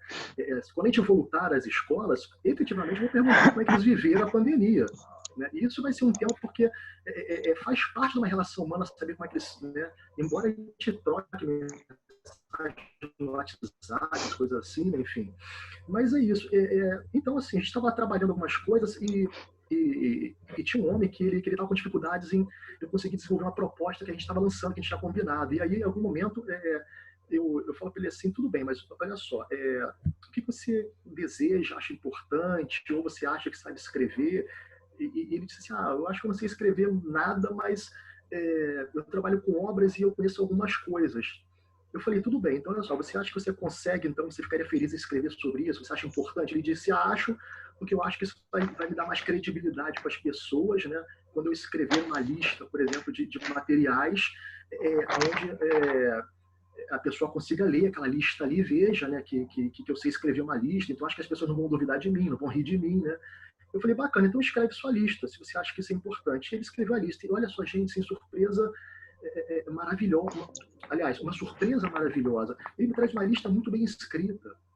Né? Ele me traz uma lista com 15 ou 20 itens de obra, né? Termos técnicos, né? E falava de tubos não sei quanto por não sei quantas polegadas, isso por aquilo, e vara de não sei quanto por não sei quanto. Eu não sei reproduzir exatamente toda, porque eu tenho que estar com ela na mão e ela está um pouquinho longe de mim. Eu tenho uma cópia dela. E olha só que bacana. Aí eu pergunto para ele, mas como é que você escreve essa lista assim, né? Perfeita, né? Ele, eu já fui vendo essas coisas escritas na loja de material de construção, no saco de cimento, eu sei que eu vejo escrito cimento e amar. Então, quer dizer, essas experiências que a Margarida vai trazendo, né? E como é que a gente aprende? Ele não dependeu de cartilha, ele nunca teve isso na vida dele, mas é a capacidade que a gente percebe que o ser humano tem de observando, de ir se construindo, né? E não foi sozinho, foi na interação com o mundo. E uma outra coisa muito curiosa, agora uma experiência com crianças muito rapidinha, tá, gente? Eu também nunca tive aquela coisa de tem que escrever com caixa alta, tem que escrever com cursiva, né? Vamos escrevendo, e a gente vai, na medida que a gente deseja, necessita ter esse tipo de colocação. Em determinado momento, um menino lá, ele cismou que ele tinha que escrever direito da cursiva e tal, não sei o quê. E eu quero fazer. Eu falei, tudo bem, então começa a tentar fazer. E chegou no momento que ele queria escrever o H. Né? Se alguém tiver com papel aí na sua... Aí, vocês aí que estão aí hoje junto debatendo, se tiverem com papel lápis, papel e caneta, tentem fazer que vocês vão ver como é que a coisa é bacana. Tá? E aí ele queria fazer o H e veio para minha mesa, né? E assim, circular na sala, obviamente que era permitido, a gente anda, levanta, tinha gente de tudo quanto era jeito lá, e tá ele na minha mesa com mais uns 3 falando e tal, não sei o que. Ele, mas eu quero fazer o H. Bom, se a gente estivesse na cartilha, como é que você faz o H na cartilha? Acho que eu conheço, começa pontilhando, depois tem aquelas setinhas já com tracejado mais espaçado, depois tem um H para você pegar e ir traçando ele, né, reproduzindo. Mas o trabalho na minha sala não era com cartilha, então eu falei para ele, bom, você quer fazer o H, você já viu esse H em algum lugar e tal, não sei o que, sim, tem ali naquele cartaz ali, tá, então tenta fazer ele e tal, né? E ele tentava, e engraçado, ele olhava pro cartaz e tentava fazer, não conseguia fazer. E aí tinha um menino do meu lado, né, também, que estava escrevendo junto, a gente conversando algumas coisas, ele escrevendo, e aí ele falou assim, eu posso ajudar? Né? E a turma era de 6 anos, essa já não era mais a da EJA, já era a turma anterior, né? Quando ele estava criança. Então, criança de 6 anos e tal. Posso ajudar? Eu falei, claro. Ele falou assim, você já aprendeu a escrever meu nome desse jeito, né? Que seria cursivo, né? Ele, já. Ele falou assim, então, você faz o Y ao contrário. E o menino fez assim na hora. E se vocês quiserem testar, aí faz o Y ao contrário, cursivo, inverte e vê se não é o H. E olha só que sacada maravilhosa. É verdade. Né? Tá bom. É isso. São essas coisas que às vezes a gente nem sabe explicar, mas tem gente que sabe explicar. Né? E é isso, é uma troca como a gente está fazendo aqui hoje. Né? E essas experiências, eu acho que elas são alfabetizadoras. O José de Souza Martins, Daniel, ele vai dizer que a crise da compreensão é nossa. A gente não tem equipamentos para compreender o compreender. Por isso que a gente tem que ter humildade. Acho que a palavra é humildade docente. O alfabetizador ele tem que ter. Olha, o Boaventura Associação vai falar sobre o desperdício da experiência. Sobre a questão da sistematização que foi perguntado. Quando o menino escuta ou vive a leitura da babá que deu a cocada e deu o bife, e ele diz, olha que babá estranha, que babá esquisita, como é que ela dá cocada? Eu pergunto, isso não é uma sistematização? Isso não é uma sistematização? Isso não é um pensar sobre o que se leu, um pensar sobre a vida, sobre o que é ser bebê, as necessidades do bebê, o que o bebê pode comer? Isso não é uma sistematização? Então, o problema da cartilha é que a sistematização é do ponto de vista do adulto, é do ponto de vista do outro, e não do ponto de vista, ou um ponto de vista... Da criança. Não, na cartilha, Marlúcia, do ponto de vista hegemônico de uma criança... Então, é isso que eu estou dizendo. Do ponto de vista na cartilha do adulto. E a gente está fazendo um convite, a gente a ouvir o ponto de vista das crianças. Esse é o convite. E quem vai ajudar muito a gente a pensar, e eu não sei como é que está a hora, meninas. Está bem avançada. A gente está encaminhando para o final. Eu acho que vocês podem fazer. Então, eu já vou fechando por aqui. Depois eu queria mostrar uma coisa para o grupo. Então, tem um autor que é o autor querido da Corais, e depois eu quero fazer uns estudos com a Corais sobre Walter Benjamin, porque ele é o meu autor querido, mas eu tenho pouca leitura sobre ele, mas eu amo os trabalhos de uma autora chamada Rita Ribes, que discute a infância ali na UERJ. Eu convido vocês a lerem os textos dela também, a lerem os textos da Corais, da Rosalva, que Rosalva também discute infância, né? Tem umas coisas bonitas aí escritas para a gente pensar. Mas a Rita Ribes, ela estuda muito o Walter Benjamin. E tem um livro dela sobre a questão da infância, em que ela usa um fragmento do Walter Benjamin, que é assim: nós podemos discutir todo e qualquer tema com as crianças, desde que lhes toque o coração. Porque na vida social, as crianças são as primeiras a sofrerem ou a se beneficiar. Geralmente é o sofrimento que chega mais rápido a ela. Então, eu lanço muito mão disso. Ontem eu ouvi outra coisa: quem sabe só sobre a alfabetização e não bebe em outras fontes, como a filosofia, como a política, como a etnografia, como, sei lá, um monte de ias da vida, né? Se a biologia, a psicologia e tudo mais, a filosofia sobretudo, a própria geografia, a sociologia, quem não estuda, quem não vai beber nessas fontes, não sabe nada de alfabetização. Eu levei essa tapa na cara ontem. Então, é assim, precisamos ler. Walter Benjamin Corais, você pode falar rapidinho quem é ele, você é sabida dele, mas eu amo esse cara porque ele fez os trabalhos lindos e que eu quero estudar, porque ele discutia os assuntos, ele fez um trabalho de rádio, um programa de rádio há muito tempo atrás, com crianças, e discutiam questões as mais cabeludas, que eu sempre gostei, porque eu aprendi com as crianças, eu aceitei o desafio das crianças, eu sempre fui assim? Claro que não. Eu aprendi no lendo e escrevendo, com crianças que todo mundo dizia que não aprendia. Eu fui aprender com ela, fui ser desafiada, aprender a alfabetizar. Quem cunhou essa expressão, aprender a ensinar, foi Nilda Alves e Regina Leite, sobre a professora que aprende a ensinar com as crianças. E aí eu aprendi a discutir os temas mais cabeludos sobre sexualidade, violência, prostituição, vícios, morte. Essas temáticas todas eu discuto com criança. tenho aprendido a discutir. Né? Então, assim, muito orientada pela intuição. E agora eu descubro que o Walter já fazia isso lá uns tempos atrás. Eu quero discutir, eu quero estudar. Então, assim, por que eu estou dizendo isso? Porque eu só queria apresentar, e aí os meus companheiros vão fazer suas considerações, um texto que eu não sei se todo mundo lembra, que no ano de 2016, 2017 até 2018, a UERJ, a Universidade Estadual do Rio de Janeiro, ela passou por uma das crises mais terríveis. Né? É nessa época que eu conheci um menino que disse que aprender a ler e escrever era um enigma.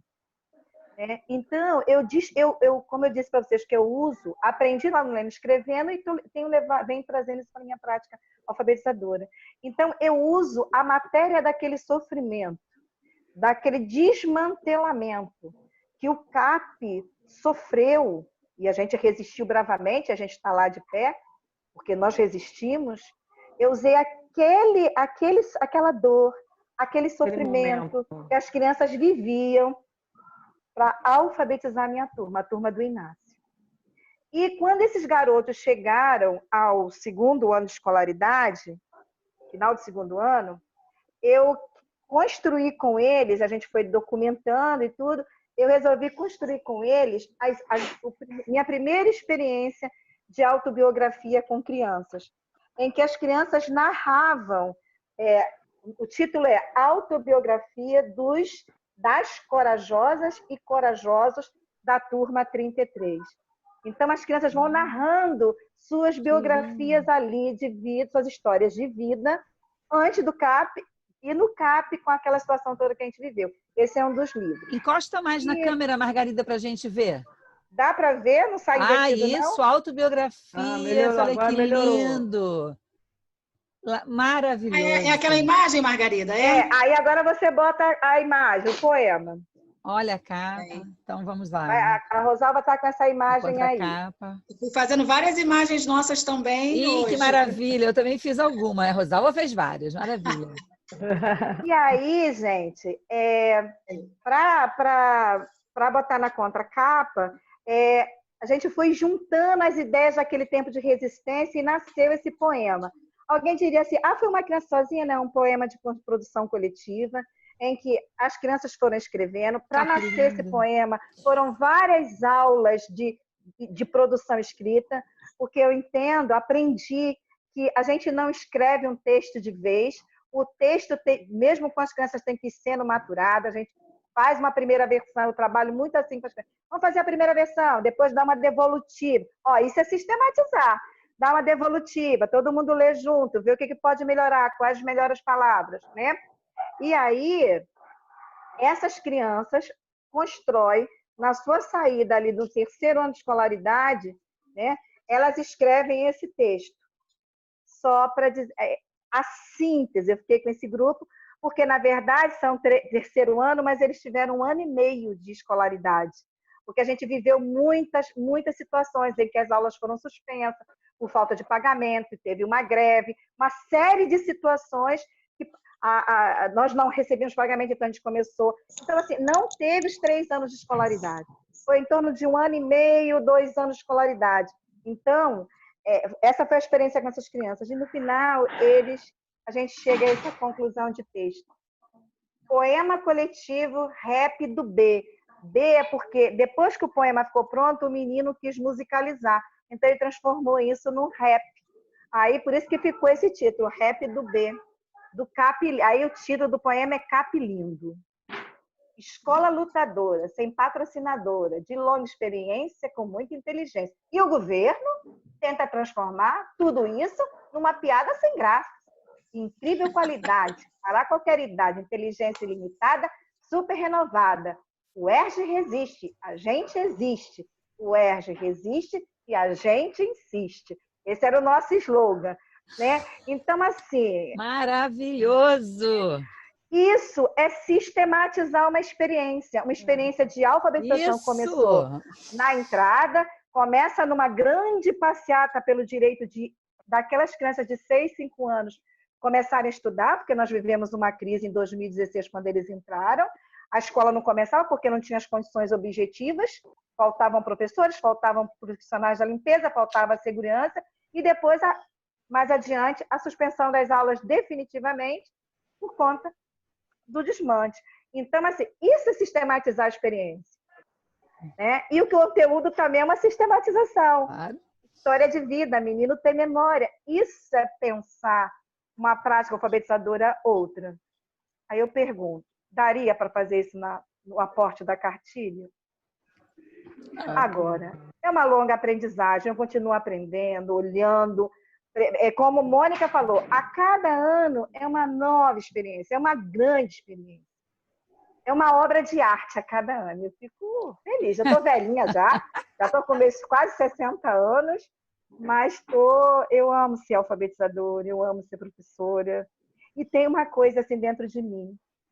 Eu aprendi a considerar que precisamos ter uma intencionalidade. A nossa prática tem que saber para onde a gente vai. É mais do que saber o que vai fazer, saber aonde vai, por que vai, com quem nós estamos indo. Tem questões de ordem filosófica, sociológica, política por trás, e que a gente tem que pensar. É para além. E o miudinho também, e a palavra também, a letra também, as frases também, e os pontos também, a ortografia também, tudo ali junto. Uhul! Olha, queridos, a gente vai dar, né, Rosalba, com o coração assim amargurado. Era um grupo grande, é um grupo maravilhoso, então a gente se estendeu um pouco. A gente vai dar uns 2 minutinhos para cada um do grupo, dos integrantes, poderem falar para a gente encerrar. Isso foi gravado, a gente vai hospedar, não é? Ou no Google Drive, a maga aí da tecnologia, Rosalba, vai resolver, ou no YouTube. Mas aí, Rosalba! Inesquecível. Então, Daniel... Aprendendo também, como disse Daniel, vamos fustigar aí para aprender. Então, a palavra final de vocês, meninos. Então, deixa eu falar primeiro, né? Bom, como Marluce e Margarida falou da dificuldade da alfabetização, falou de... Eu gosto muito de ouvir essa questão da escuta da criança, você escutar, aproveitar a experiência. Isso eu tenho sempre curtido, porque é como se eles estivessem gritando o que eles querem e muitas vezes não escutamos. Eu faço sempre isso, eu falei no meu trabalho, eu acho que é muito importante, porque se a gente não escutar, a gente também não consegue ver os processos e as diferentes maneiras, né, de poder alfabetizar da melhor forma que atenda a cada um. Bom, achei maravilhoso, gostei muito, foi muito bom rever vocês. Olha, Coragem, você, Rosalba, Patrícia, a Margarida, a gente também, que de vez em quando a gente fica... Daniel tem um tempão, Marlúcia. A ideia era essa. Ó, fiquei muito feliz, eu acho assim que é super importante mesmo. Nesse tempo nós temos a necessidade de nos encontrarmos, porque está afastado, como se diz assim, é um afastamento não, a gente consegue se aproximar e vocês conseguiram isso. Muito obrigada, gente. Obrigada pelo convite. Boa noite. Próximo. Marlúcia está com o microfone aberto. Quer falar, Marlúcia? Tá, posso falar. Para mim, o foco principal mesmo é o aluno, né? A gente tem que se focar no aluno, ver o que ele traz, né, para dentro de sala, a bagagem que ele traz, e a gente observar o aluno, né, e ajudá-lo da melhor maneira, entendeu? Assim, e no que eu trabalho com as crianças, eu vou mesmo através do lúdico, né? Porque a criança gosta disso, a gente trabalhar também aquilo que ele gosta. Não é só ficar ali, não, dizendo não muito pouco, mas é sim mesmo, porque é com isso que a gente vai conseguir alguma coisa, tirar alguma coisa dele mesmo. Eu penso, entendeu? Dentro da minha simplicidade de ensinar, assim, eu penso, sim, vamos ensinar, vamos, entendeu? Tentar fazer o possível para ajudá-lo. né, priorizar o discurso dele, que ele traz da vida dele, da família, e tentar ajudá-lo.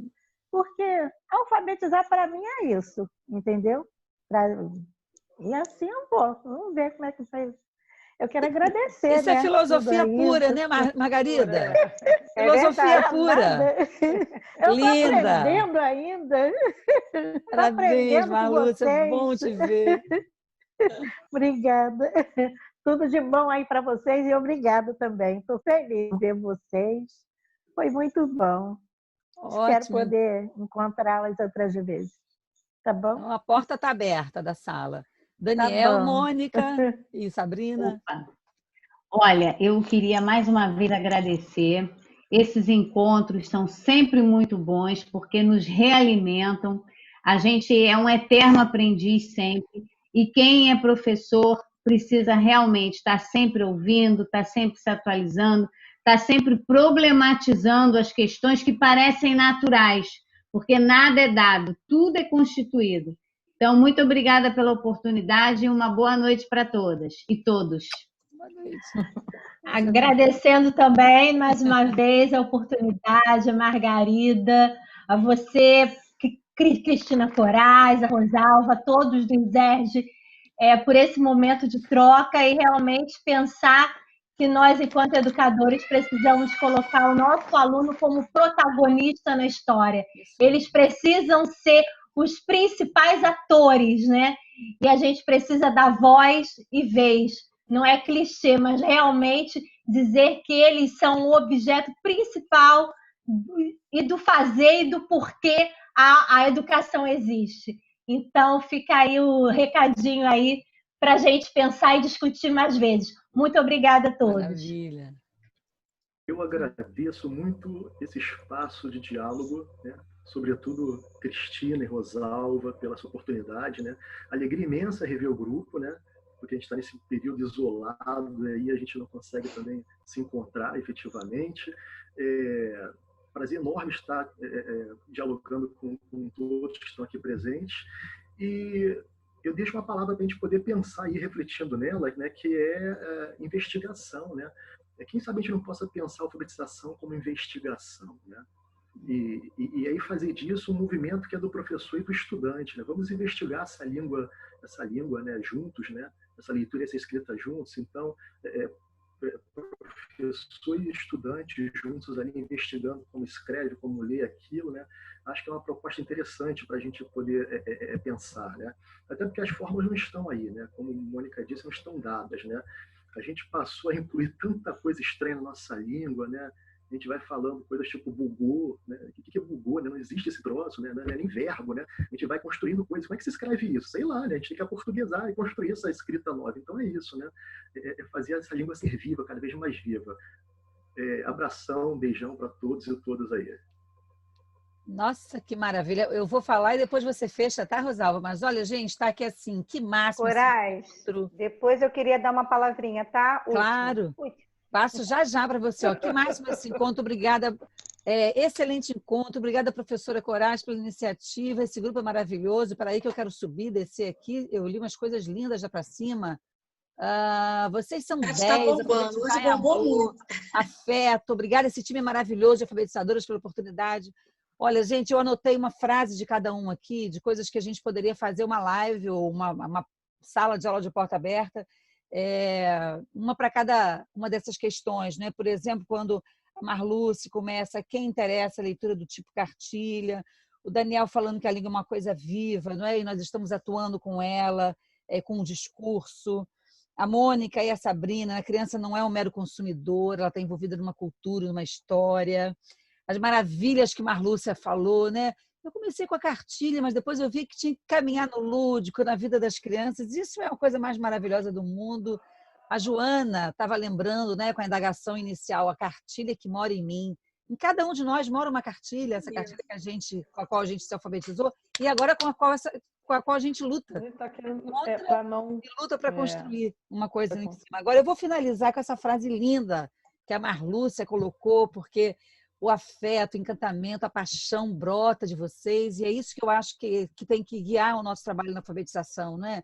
A gente, tudo bem, a gente é profissional, merece o salário, a gente tem que se colocar, ninguém é titia, mas sem paixão a gente não vai a lugar nenhum, sem afeto. E isso brota. A gente tem que amar o que a gente faz, né, isso, professora? né, Marlúcia? A gente tem que amar, tem que gostar mesmo. Isso mesmo. Então, quando disse a Marlúcia disse assim, a escrita tem que chegar onde a criança não consegue ir, o nosso trabalho também tem que chegar onde a gente não consegue ir, porque isso vai fazendo a gente avançar. Então, gente, da minha parte, eu só tenho a agradecer esse encontro generoso, compartilhado, maravilhoso.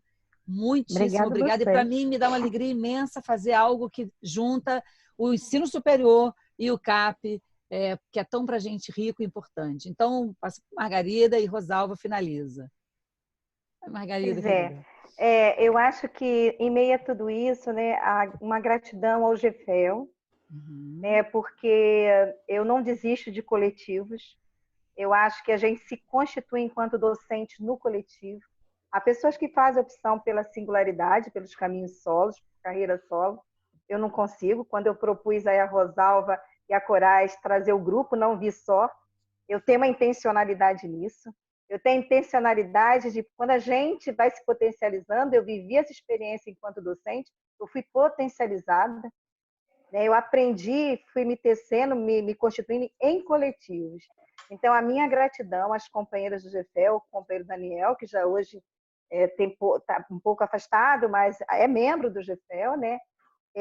E a todos os companheiros que aqui não estão, mas que são membros, como Zilda, Renata, Ana Paula, né? Entre outros colegas, Inês, né? Que certamente em algum momento aparecerão por aí, né? Então, a minha gratidão, a gratidão aí a Corais e a Rosalva por terem entendido o pedido, a minha solicitação. Gratidão, gratidão. E assim a gente segue. Obrigada. É verdade. Maravilhoso.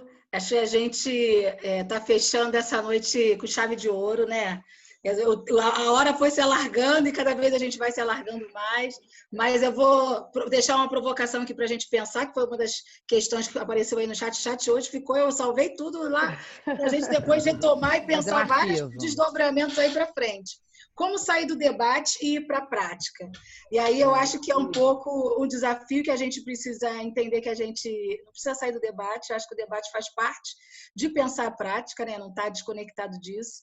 Isso nos alimenta, isso cria pistas para a gente pensar, a gente vai aprendendo juntos, mas e aí a gente vai encontrando possibilidades. Cada um de nós vai encontrar as suas possibilidades. Semana passada a gente falou da metodologia, foi discutindo um pouquinho essa ideia de metodologia. Hoje a gente trouxe a discussão da cartilha.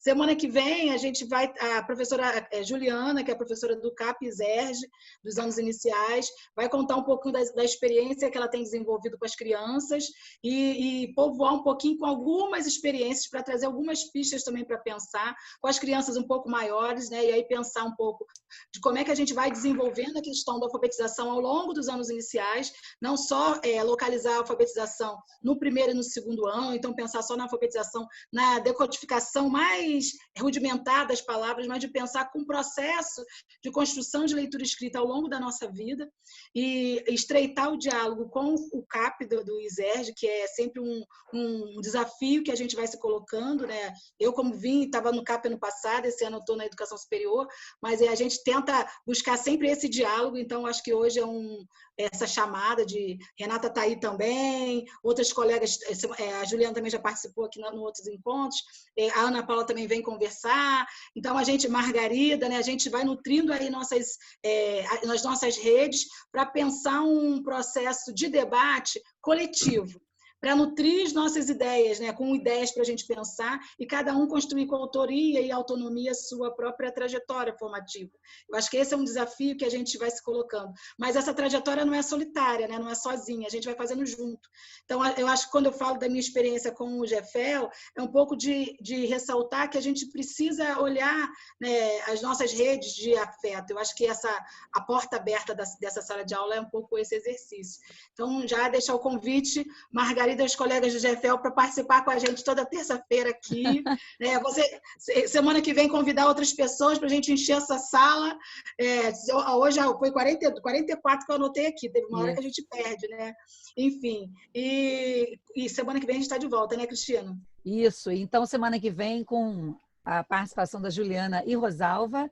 E dia 28 a gente vai ter a presença da professora Joana Varejão, que agora está na Paraíba, né? Foi embora, mas diretamente da Paraíba ela vai vir fazer uma roda com a gente no dia 28, tá bom?